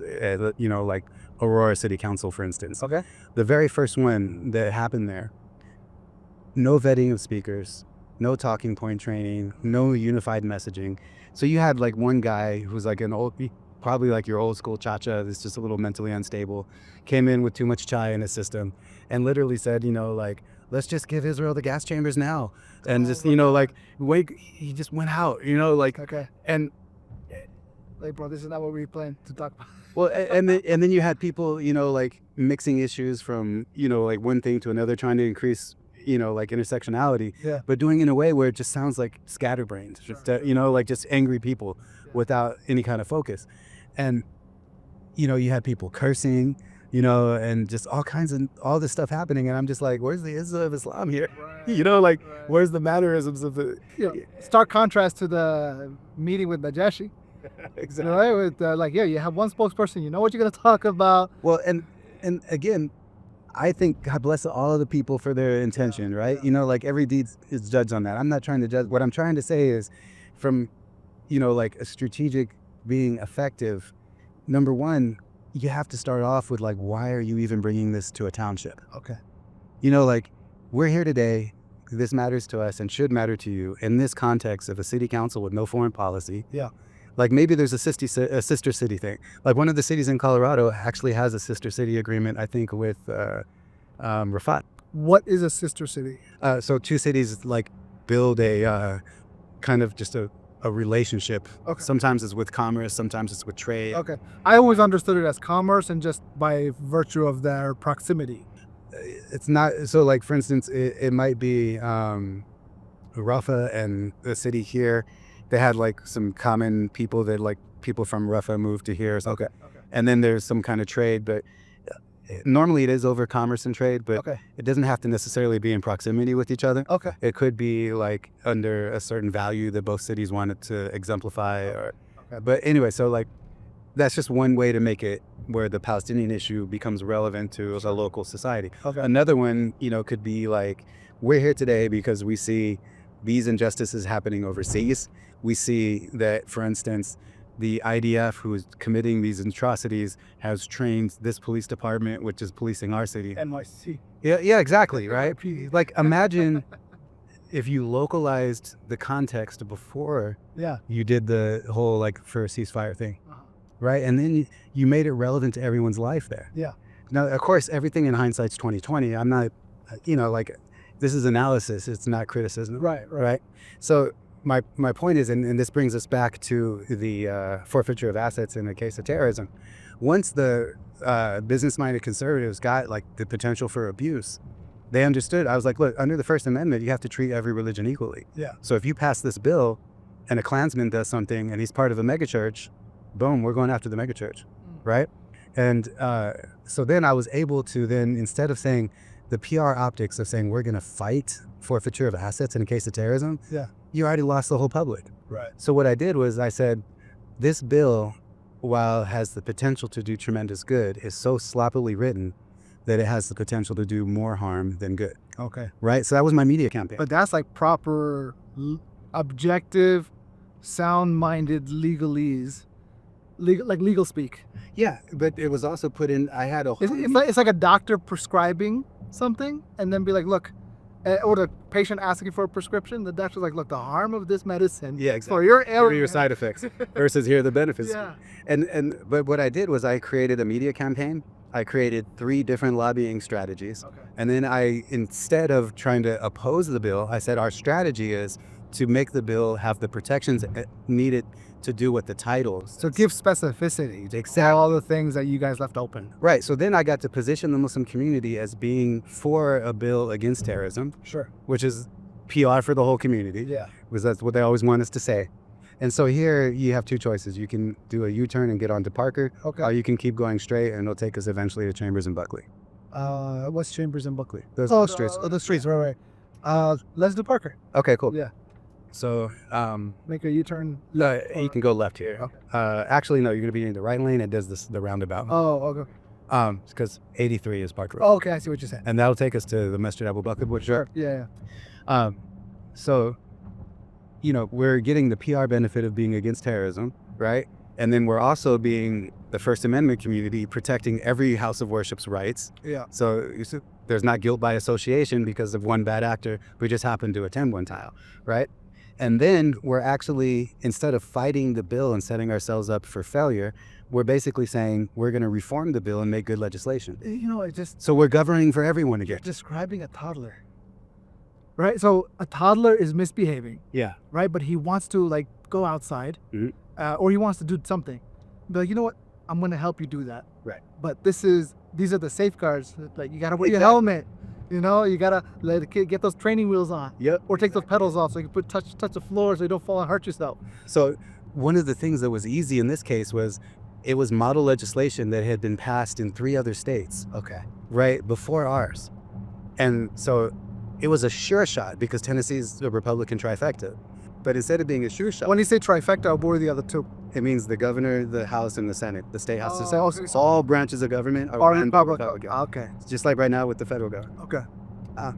And so the people were so sloppy and just thinking it was going to pass that it wouldn't even get on our radar, that what I did was I was like, he even submitted it to you with the wrong state's name in it because it's model legislation. The guy sponsoring the bill was so lazy, he didn't do anything to make it irrelevant to Tennessee. Okay. What was it relevant to initially? I forget the state. I think it was like Illinois or something that was in there. Okay. But it somehow got past the whole committee that got it jacketed and presented to the state legislature, but the wrong state's name in the text. That's how that. Some intern was still incorrect. Yeah. So they were so sloppy that they couldn't do a control find replace, right? And let alone like think about the unique laws in Tennessee versus whatever other state it came. Yeah. And so like that immediately created a media firestorm because of embarrassment against that guy. Sure. And I'm not trying to make friends with that guy. He was an enemy to our community. What I'm trying to do is use the Cold War strategy of isolation, Okay. right? I want to basically build him out of irrelevance. Okay. So shaming him for that kind of mistake immediately makes everyone kind of want to distance from his efforts, Sure. right? Then I'm texting elected officials during the subcommittee hearings on the bill saying, hey, bring up this question. Okay. Hey, bring up that question. And they're doing it because they're already on board because the values align. Okay. Right. So we ended up endorsing the bill after initially opposing it. Yeah. And I had, like the radio, the newspaper and television stations all covering our approach to it. Okay. And I was like, look, this is a good bill in theory, and we want to make it a good bill in reality. Right. Do you know, for instance, the way the bill is written, the forfeiture of assets goes to reimburse law enforcement instead of the victims of terrorism. Okay. And they was like, what? It's like, so all of a sudden I get to ally with the community that's angry about police abuse because I'm like, no, they're not getting more resources. Yeah. Let's give it to the victims, right? Right. I think this is a turn only lane. Okay. And then we put in the protections where and this was done by the Republican legislators, not ours. They said, look, the surest way to make sure it's actually terrorism is it should be a federal case of terrorism. So they wrote that into the state legislature. Okay. So no one at the state level, county, city, whatever, is going to call it a terrorist event. And it's original. It could be a blog said that this is a terrorist center. And that accusation could have been enough for, in theory, right? Okay. It probably wouldn't stand up in court, but at least for someone to enact forfeiture at a lower level. So it became that for forfeiture to happen, it had to be a federally defined case of terrorism. Yeah. And then we also had protections written into the bill that said the owners of the asset, whether it's a 501c3, like a nonprofit or an individual, had to be so either negligent of managing the property, it got used for terrorism, Yeah. or they had to actually be in on the plot, Okay. right? So then again, that shields it from like this a one-off guilt by association charge. Right. So then we endorse the bill and say, hey, Muslims support this bill now. Okay. And then here, remember what we said about shooting a bow across the people, and like how the First Amendment says, hey, everything you're doing to us, you got to treat us equally. Yeah. I took the exact same bill in its final form, and I did control, find, replace, and I changed it from terrorism to a hate crimes elevation. And we submitted it the next year on the anniversary of Dylan Roof's shooting in North Carolina from a pastor who's a state legislature who's also an AME pastor, because it was an AME church that got shot up. Right. And he put it in forfeiture of assets in a case of hate crimes, right? And that's then in Tennessee. In Tennessee, but it didn't pass. It lost on the first reading. And he even literally said, my colleague and close friend was among the victims over there because I'm an AME pastor. That was an AME church that was targeted. It didn't pass on the first reading. What does that mean? It means the bill just got dismissed. Okay. Like, On what grounds? they didn't like it. They didn't like it. Okay. I mean, and the reality is they didn't like it. They, of course, had, some really nice Southern way to say, I bless your heart, a young legislator. Sure. But essentially, we respect you. His name is Harold Love. He's that state representative. Okay. And a great guy. And, we respect you, Harold, and all this stuff, Southern talk, kind of foghorn, leghorn stuff. But what it did, though, was it told the anti-Muslim bigots in Tennessee, we're going to go on the aggressive. Okay. We're not on our back foot anymore. Right. You start bringing legislation against us. It's like basically when you can fight back. play this game. Yeah, we can fighting back with the bully essentially in the game that you're playing. Well, there's more of a mentality shift. It's saying we don't have to wait and react to everybody. Yeah. And because we are equal as a faith community to any other faith community, we're going to use that to our advantage. And that's the advantage of everyone. This is the key of anything I'm trying to say today that people should to take away from it is when Muslims advocate for our rights, it benefits every individual who's on American soil. Okay. Because it's a First Amendment right that protects our rights. And as long as we don't become like white Christian nationalists or like extreme Zionist Jews, and to the point where we're trying to privilege ourselves over others. And remember, I said extreme Zionist Jews. I didn't say that Jewish community. Right? As long as we're not trying to privilege ourselves over others, then we become the community that's of benefit for everyone. Okay. And what better place for a 2% size of the community to be the one community that's different? We're not a special interest group. Yeah. Because our interests benefit everyone's. Yeah. Does that make sense? Yeah. No, it's I get that's the question. No, it's easy to say as a white looking dude. No, but the question that's rattling in my mind right now is all this effort to rectify the bill essentially. Yeah. How much time was that? Well, so that's the thing. Our community invests in bricks for masajid, sure, in bricks for schools. Yeah. Barely pays the imams. Yeah. Barely pays the teachers. So we're not even really investing for the outcomes of those buildings. Sure. Right? Yeah. Because we're not thinking about developing talent. I have this thought that there's going to be a coming collapse of American mosques because they build these super centers, but the next generation isn't the one that's coming in to adopt it. Right? They're the thing that was helping it was immigration, and that is not I mean, it's not increasing. You know what I'm saying? No, we got to invest in talent. Yeah. Like our mosque, Mr. Brahma, we're tiny. Yeah. But one of the reasons we're tiny is we have 5 students we send to seminary. Okay. Right? So instead of building a building, you're building people. We're building people. Yeah. And that's the shift that has to happen in the Muslim community. Because you ask about time. To me, that's not the question. Okay. The question is, should every sizable Muslim community, whether it's in a city or at a state level, should have a 501c4 organization that can do political work? Okay. Because we have a ton of talent in our community that knows how do you say that without, or maybe maybe it's appropriate to shame CAIR and things like that. So for me, again, I got my start with CAIR. Yeah. All the respect into the world to the work they do. Okay. But here's the tribalism part again. Okay. So I mean, CAIR, as I have always seen it, is kind of like a mass offshoot. In a way, yeah. Okay. That's fair to say. the thing is, it has a very distinct thing. Like the guy who founded the chapter in Houston, his name is Tariq Hussein, and he was a big mass guy. And from what I understand, the mass guy. You're about Dr. Tawai. Yeah. Okay. Yeah. Physical therapist. Okay. Yeah, he's an amazing individual, incredibly accomplished, forward thinking, and had his upbringing with mass. And they wanted him not to help found the CAIR chapter because they wanted to bring mass freedom, but mass freedom wasn't ready to come. Sure. And he was like, "We need work now. I'm going to go work with CAIR." Okay. And he took a lot of heat from his internal mass buddies to do that. Okay. So they, in a way, they're an offshoot, but also in a way, they're their own thing. Right. And so the thing with Muslim groups is like, one of the things that really frustrated me with CAIR when I was there, and this is that national versus local. You remember who Ted Cruz was? Not Ted Cruz. Tom DeLay. You remember Tom DeLay? No. Okay, so Tom DeLay was the congressman for Sugar Land. Okay. And he was the majority House whip during the Bush presidency. Oh, wow. Okay. So he was the most powerful man in Congress during the most pivotal time in American history, where presidential powers, the spying and expansion of the degradation of the First Amendment, all that happened. Yeah. He was the guy. Okay. He was the one who would whip all the other congressmen to make sure they got with the program and did what Republicans wanted. Okay. And again, one of the most heavyweight, powerful people in politics of the era. Okay.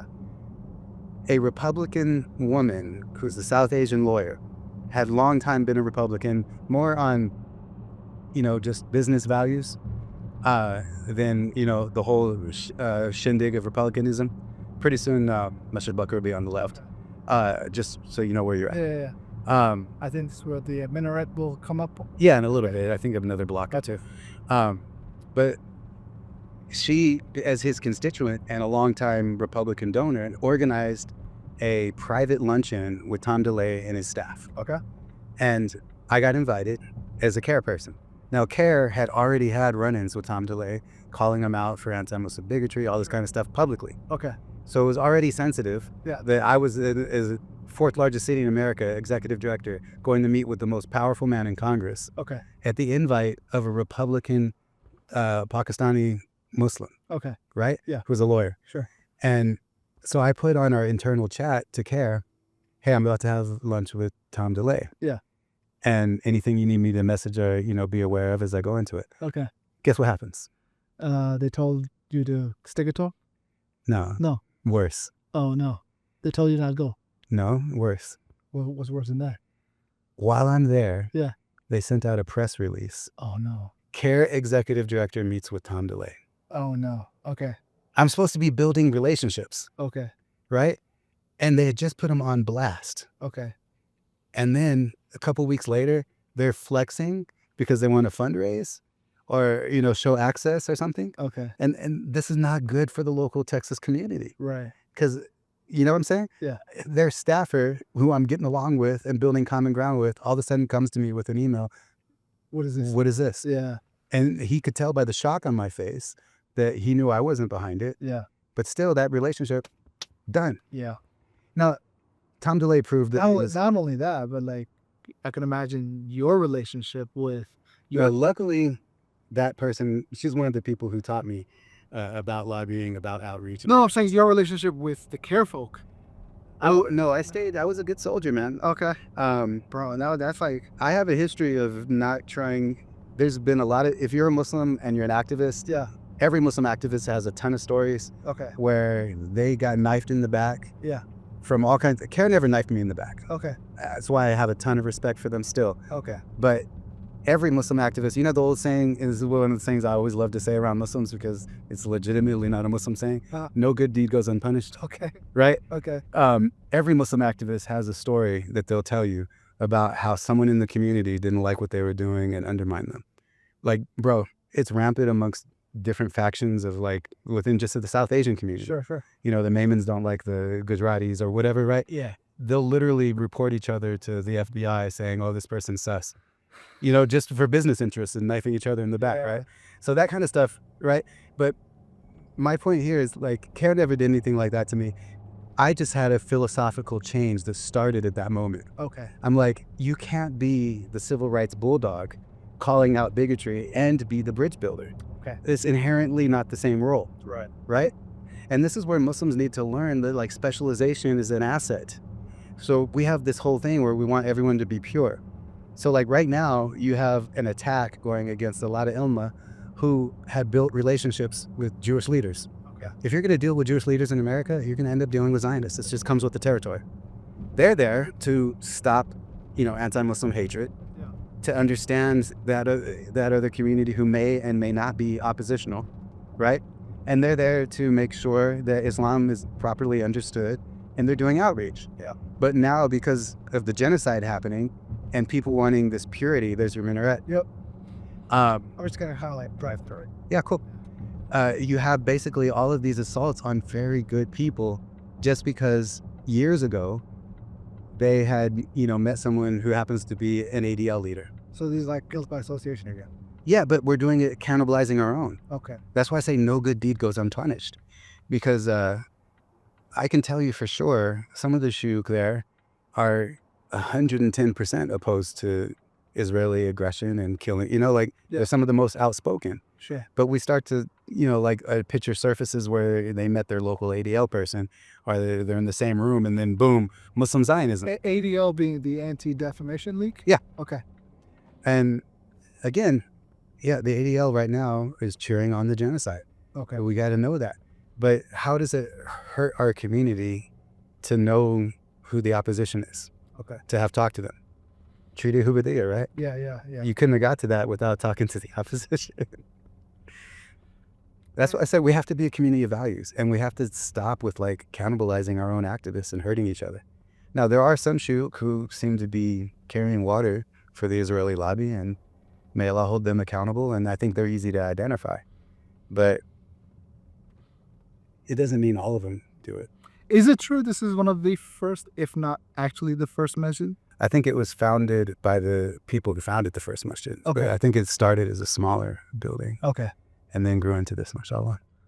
Yeah, I remember coming back when my sister-in-law, the reason I'm here in Denver is because she was giving birth to her third kid. And so my wife... This time now? Yeah. Yeah, congratulations. So my wife was like, I booked her tickets, we're going. I'm like, that's going to be the first half of Ramadan. She's like, yeah, bring your work. I'm like, okay. So I went to the hospital to drop off some food. And on the way back, I see this masjid and the big windows, and I see people lined up in prayer. I'm like, yo, this is awesome. Yeah. And you can see the fact that people are engaged in worship. Yeah. And I didn't know that. I had been here before, right. But the building and places look different when you're there at different times of the day. Of course. And so it was actually, so my sister-in-law, her brother-in-law, her husband's brother, I think got married here several years ago. And so I had been here, but again, looking at it from the inside and being driven here versus you driving and seeing it, just felt like a different spot. I have a long history here too, because when I got married, I brought my sheikh from Houston to marry my wife here in her town. Okay. And we didn't have enough Muslim witnesses for the contract because both my wife and I are converts. Right? Okay. Yeah. And so I came here to see if they could send somebody could be your witness. Yeah, and we sent the janitor. I was like, and again, I wasn't offended because he was an awesome brother, and there's no shame in that. Yeah. But it was just weird because the imam at the time was kind of really busy. Okay. And I don't think he had time to even think about what I was telling him. He's like, yeah, brother, you go. I'm like, hey, we'd love to have you at the wedding. We got you. Go for it. But yeah, so the Colorado community is really great, mashallah. There's a lot of good people here. I think they struggle with the same issue that most kind of smaller or mid-sized communities struggle with. There's a halal store right here. Okay. Stuff on market. Yeah, and there's a bunch now. They're more and more growing. Is that, again, it's about unity and about kind of having a scarcity mindset. It feels to me like each group is trying to prevent anyone from being king of the mountain, so we're all kind of king of our own molehill. I think what I get the impression typically is because they're pulling from the same pool of resources. That's why. And so, whereas one of the things in Houston with Islam and Spanish, for example, these guys, yes, they're not only pulling from the Muslim community, but they're growing the Muslim community, right? What masjid do you have people taking shahadat and all the time? That's it gets old, right? And then who would think that could ever happen? Yeah, right? It's one of the most uplifting things to witness. Yeah, it's cool every time you see it, but it becomes normal, right? And then you go to another masjid where the khutbah is terrible, and then where's the shahada? and then you're wondering, what sin did I commit to be punished with this? That's again why I love art masjid so much. Like, we literally every night of Ramadan, at least 2 kids who are young Hufaz students are leading the Tarawih. Okay. Like some of them, 5 and 6. At our fundraiser, a young, I think, Sudani boy, like 5 years old, led like 4 rakat, and it was amazing. He had such impressive qiraat for his age and everything. And then like our khutbah are almost all college students, Of course, we have visiting shuyukh and stuff too. But we just go out of our way to, like develop people. Which is, I mean, it's rare that you see that with community. Like you said, they're laying down brick. But I think that comes down to the same immigrant mentality of like the immigrant's dream is to own a home. Is it? I'm not an immigrant, so you're telling me. So yeah, no, so the idea that you come to the U.S. Right, it's like you haven't made it until you bought a home. Okay. Right, and so almost everything goes towards like high income, earning, all of that. Fine, be miserable, but at least be miserable in your home. Yeah. Than on rent. I gotta tell you, man, though, the biggest generational wealth transfer in America is home ownership. Yeah. So I mean, it's not wrong. No, it's not. It's not wrong. It's just that it's a lot harder for to do it now Sure. than it was like 30 years ago. Man, there's a lot of reason why OK Boomer took off, because Ronald Reagan and that generation put us on the train wreck that we're on right now. It's interesting because one of the hallmarks, and I don't know if this is insensitive or wrong to say, but one of the hallmarks of a Palestinian organization is how much land they buy. Really? I look at Darul Hijra, for example. Okay, you see, right? They just buy all the land. I look at some of the Palestinian brothers that I know, and whether they're engaged in business or like their key things. I gotta own the land, right? Now, I don't know if that's like The trauma. Yeah. It's a great trait to have, right? A great mindset to have. It's like you're laying down the foundation and security, and it gives you a lot more freedom to do more of what you want to do, I suppose. Well, what would be great is if we started to set up, not just waqf, but for benefit businesses. So like one of the things I always tell with Mashar Rahma, I'd love to see happen is like we invest in a laundromat. Okay. That way you could hire a few brothers. They get their first job experience.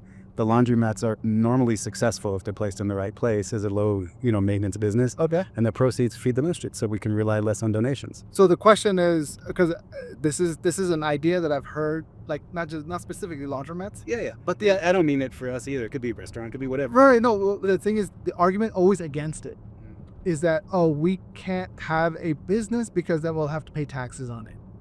So if you develop it as a for benefit, it depends on the state to state and all that kind of stuff. So I can't really speak to that too much, but other than it's just self-limited thinking.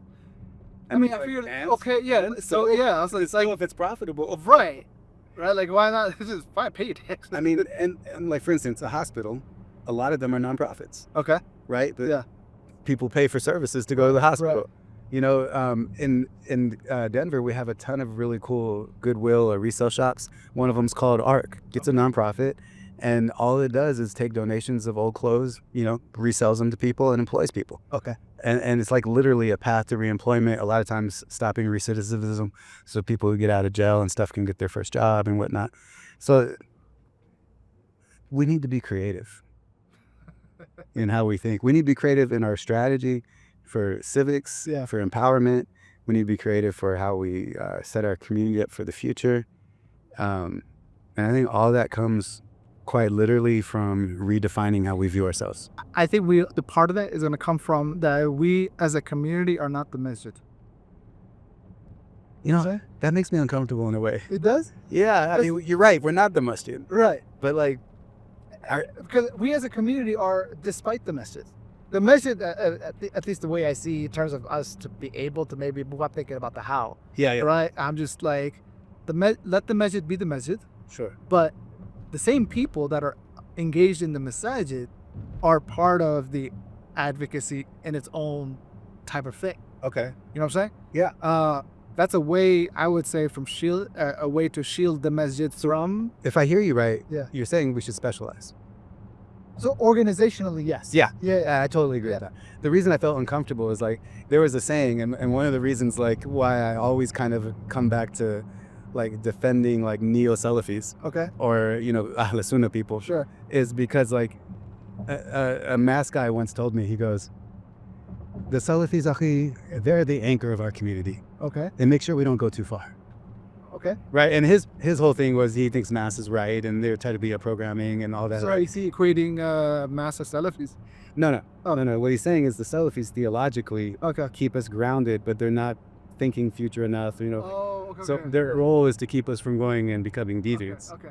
But mass is really where the action's at, according to him. Okay. And I think that explains a lot of the thinking behind the way mass does stuff. Sure. They look at all these other groups as kind of like they have their benefit, but we're where it's at. Yeah.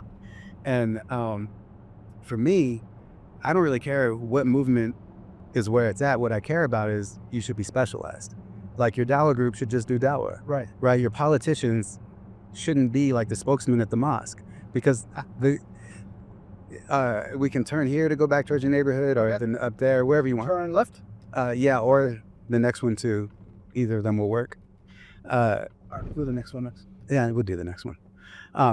But the point really is that like when you have an elected official and that's the masjid spokesperson, for instance, what happens when their constituency is a whole bunch of LGBTQ plus people? Okay. And is the elected official, they're Muslim, true, probably because they're in politics, more culturally Muslim affinity than really very religious. Sure. Probably. Yeah. That's not always the case, but More likely than not. more likely. So they're going to not have a problem advocating for their constituents. Sure. But they also have a Muslim identity. Yeah. Because the Muslim identity in a way is racialized, as it's not a community of values anymore. It's more of a cultural community. Yeah. So then all of a sudden, it's even more that they see this affinity with other oppressed peoples, right? Or other marginalized peoples. And you can make a whole argument. Dave Chappelle did that on if LGBTQ is really oppressed or not. His whole thing is like a lot of them are just white people, taking on privilege of being oppressed, right? Because they're calling the cops on people. But anyway, yeah, that's a tangent. The point here is that Famous Netflix special. when you get right in, that he's the GOAT still. When you get right into the mosque being the center, right? Yeah.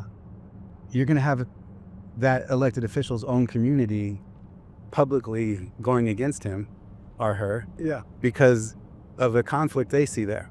They're not sophisticated enough to separate that an elected official has to represent all of their constituents. Right. Now, there's ways that person could do that. If only the Houston mayor would see that. Exactly. Exactly. Or realize how much anti-Semitism he's spreading with what he said. I mean, to literally call Jewish Voice for Peace the enemies of the other Jewish people, or to say that the enemies of the Jewish leaders in that room are peace activists. What does that mean by inverse? What is he actually saying? I mean, part of it, there was this argument here or the next week. Okay. There was this argument that, even during the elections, it's like, this guy may not be very good at foreign policy. I'm like, but he's the mayor. What does foreign policy have to do with it? There's that. The thing is, he was an institution of his own at the Texas legislature before. Yeah. And so he has a history of doing. I mean, he's a blue dog Democrat, right? Sure. He's basically the Biden of Texas. I mean, just look at it like that. Yeah. But I think the key thing was like his stance on crime. Yeah. Which was appealing. And his relationships with various law enforcement agencies, fire departments, and things like that to kind of get things done. That was and he's making progress in those areas.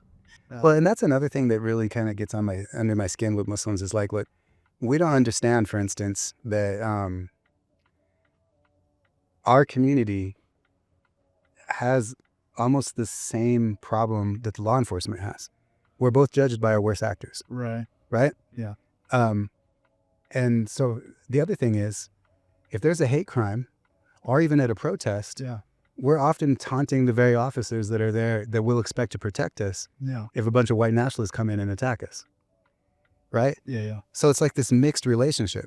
And one of the things that I think is always really important especially like when it comes to activists who work with the Jewish community or who work with Christians or whatever, right?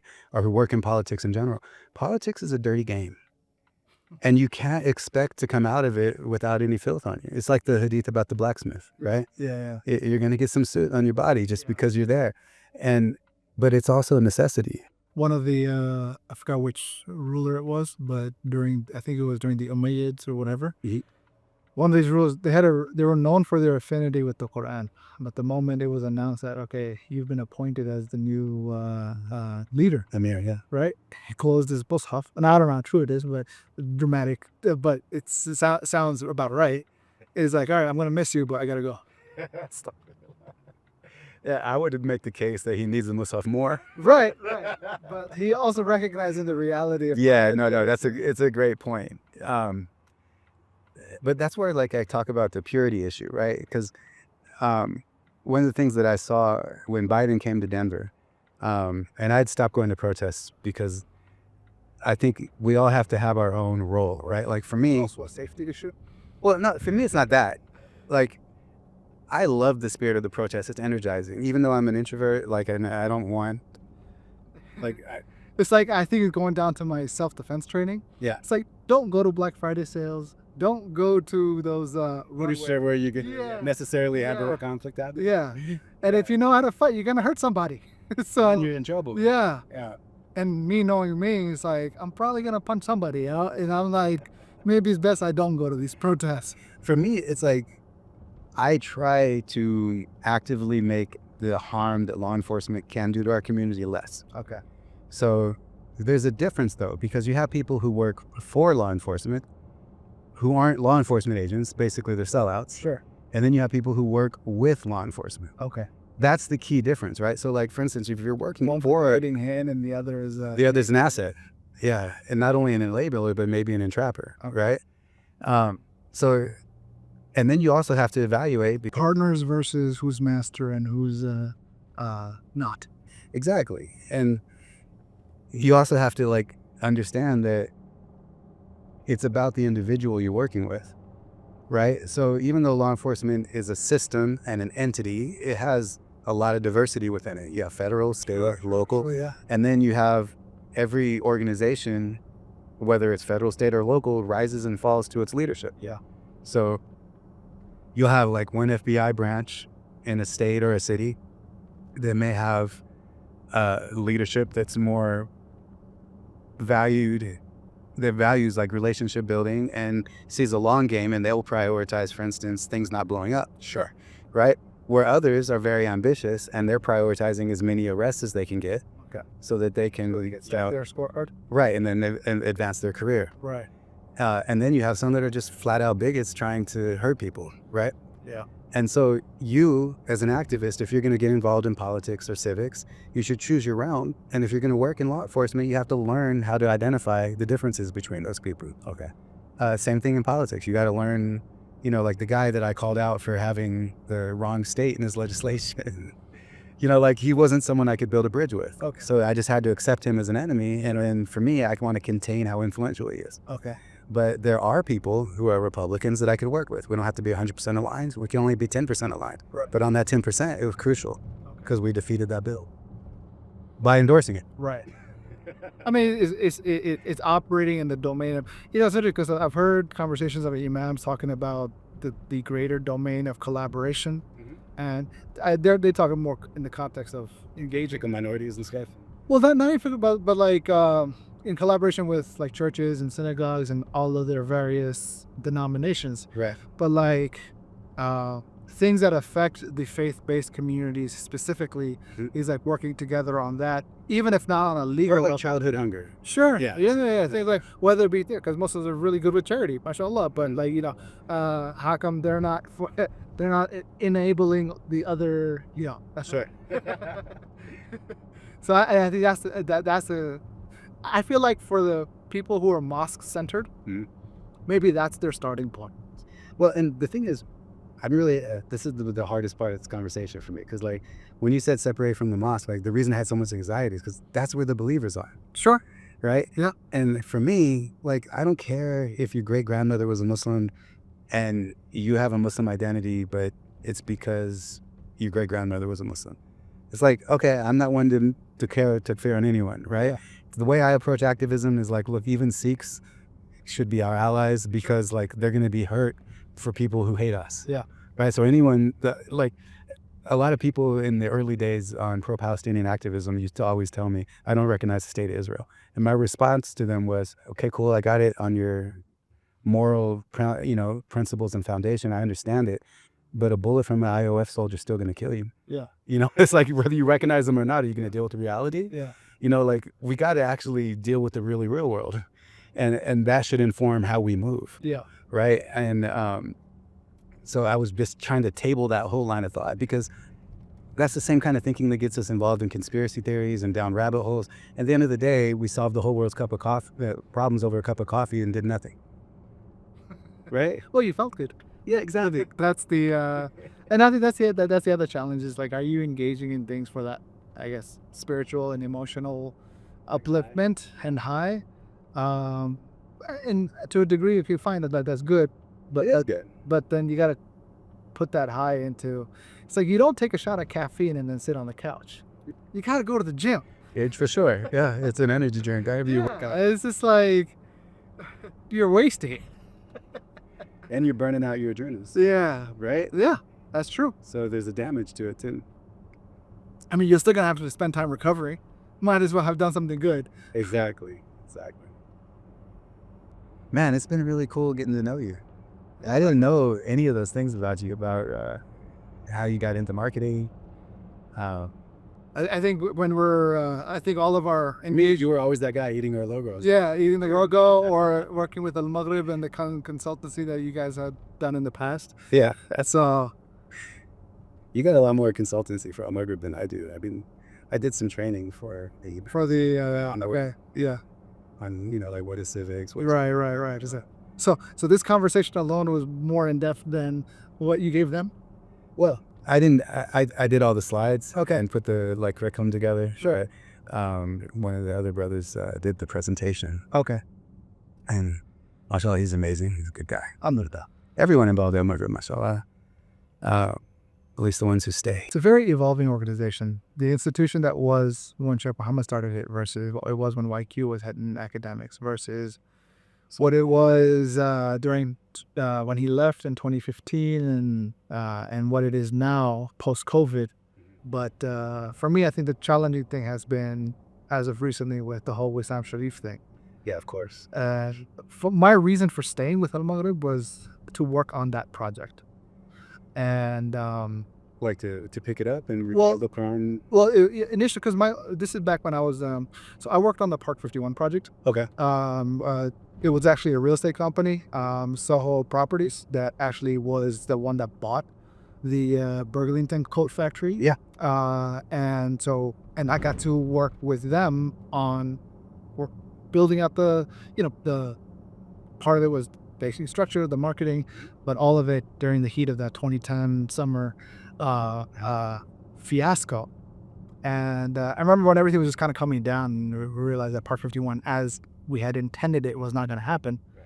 Nur Musa, he was one of the two partners. Sharif Al-Gamal was the other one. Okay. So I remember Nur, he was just like, I guess there was four of us at a table, and he was asking each of us, like, what do you want to do in life? Like, what's your big dream, right? And when he asked me, I'm like, you know what? Like, I want to bring the Quran to the world in a way, like, not like people memorize it, but like, imagine that you non-Muslims could learn the Quran. Yeah. Right? In a way that's palatable, in a way that, and that was taken to another level when I remember when I first met with Sam, and he was talking about how he would go to conventions and conferences, and you would ask them straight up on numerous occasions, like, who here has read the Quran cover to cover? These are active masjid going type Muslims. Right. And after about 1,000 people, you got like maybe 5. Yeah. Right? And it's like, these are your active, not unapologetic, Real relationship with the Quran. right? And they've not even read it cover to cover in a language at least they understand. Right. And I was just like, like, this is a problem that needs addressing. I remember in early days of CAIR, two of the first cases we had, the first one we just drew out, a woman came claiming discrimination because she was Muslim. She went to a bar and ordered alcohol, and the bartender gave her a glass of milk, said, "You're a Muslim, you shouldn't be drinking this." And then she wanted a discrimination case. Okay. And we were like, yeah, there's other institutions that can do this for you. Have a nice day. And then another time, It's like, I want my right to sit. right? And I was like, yeah, we got some boundaries here. There's other groups you can talk to. And then the other thing was, I remember hearing about young Hufat, especially non-Arab, people completely memorize the Quran Yeah. out partying, in those, drinking alcohol and all that, because they didn't know what they were reciting. I mean, it's historically in the South Asian community, it hasn't been the best child that gets sent to study Quran. It's like a military school. Isn't there an aptitude to memorize? No, the one who's the worst kid, Oh, really? they use the Quran and madrasa and these kind of schoolings to set them straight. And so they're like, all right, they're going to beat you straight. And so in the process, you might memorize Quran. Great. And so my brother, when he was doing his hifz, now he chose to do his, but not everybody, most people around him, they're literal juvenile delinquents. Really? See, I always thought like one of the reasons you saw so many South Asian doctors, because there's a correlation with a lot of those doctors are Hifz Quran, right? And I was sitting here thinking, maybe they just breezed through medical school because that memory is so awesome. I think it's like the doctor thing is just an economic thing. Yeah, Like, and it's a status. yeah, it's that, like, you're either a doctor, lawyer, and if you can't cut it, then an engineer. Yeah. Right? At least you'll build bridges. Right? Was where all the programmers come from. Well, exactly, because this engineering is the most process building curriculum. Yeah, that's. And so, like, even my dad, like, he's a mining engineer. Oh, wow. Right? Colorado, we got the School of Mines. So that was one of the schools he would have considered. He's like, what am I going to do in Colorado? So he went to Columbia. Nice. And so he did his master's there. And after that, he's like, what am I going to do? My PhD or go work in the mine somewhere? He's like, so he started his PhD and then he discovered computers. Wow. And so learned programming, and then that led to, and funny thing is, that led him all the way to data mining and analytics type of work, and compliance and financial sectors. And now he works for the Federal Reserve. Whoa. Okay. Yeah. Does he do like machine learning too? I mean, he's familiar with it, but a big part of it was more, at least in the last decade, was more towards compliance. Nice. And so ensuring that the government says jump, they have to ask how high, and in regards to reporting and everything. You should really do an episode of this with some people in Nashville, Okay. because that community is incredible in how they organize. Sure. They have, like, one of the big mosques there has had like a 10-year going Black History Month event Okay. every year, and it's phenomenal. Just really forward thinking. One of the brothers there was in like Southerner of the Year in Southern Living magazine, Okay. and he's a masjid founder. Okay. That mosque was seed funded by Cat Stevens, Yusuf Islam, Oh, wow. and there's just some really, and it's Music City, right? Yeah, sure. So there's just so many correlations. That's like 4 identity aspects. Yeah, exactly. Wow. A lot of like how Hakeem Olajuwon and the Dawah Center, and like with Islam in Spanish, I don't know if you know this, but the sister who does the design, the core design first time, her and Mujahid actually helped Hakeem Olajuwon when they wanted to build a statue of him in front of the Toyota Center. Okay, yeah. And as a good Muslim, he's like haram, right? Yeah. And so like it was their idea to him to do the jersey. Sure. Okay, as an alternative way to do that. Yeah. And so when you talk about core identity, you talk about Latino Muslims, about, like all of these things just come together in the most beautiful way. We have the examples in our community, how to navigate identity successfully and how to manage diversity successfully. Ahmad says something interesting. He said, we are a community with so many heroes, but not enough storytellers. Wow, that's true. That's true. A poet, Amar? Am I going to start? Yeah, Masha, I love him. He was one of the first people we brought here to Masjid Rahman for our events. Okay. Yeah, I think 3 years ago now. Wow, okay. And then it was Sheikh Fahad, and then I was looking back. Agwad, I was looking back at our photos. It was 2 years ago. That when Fahad came. Yeah, when you and I ran. And we met at CVA. Yeah. So, I was like, dang, it didn't feel like 2 years ago. man, as you get older, time feels like a month. A year feels like a week. It's insane. Cool, man. I think this is a good place to end the podcast. Feels good to me. Alhamdulillah. If you made it to the end, let me know what part of this conversation resonated the most with you, or what you found to be most valuable. And of course, like, subscribe, and share this with your friends. I'll see you soon.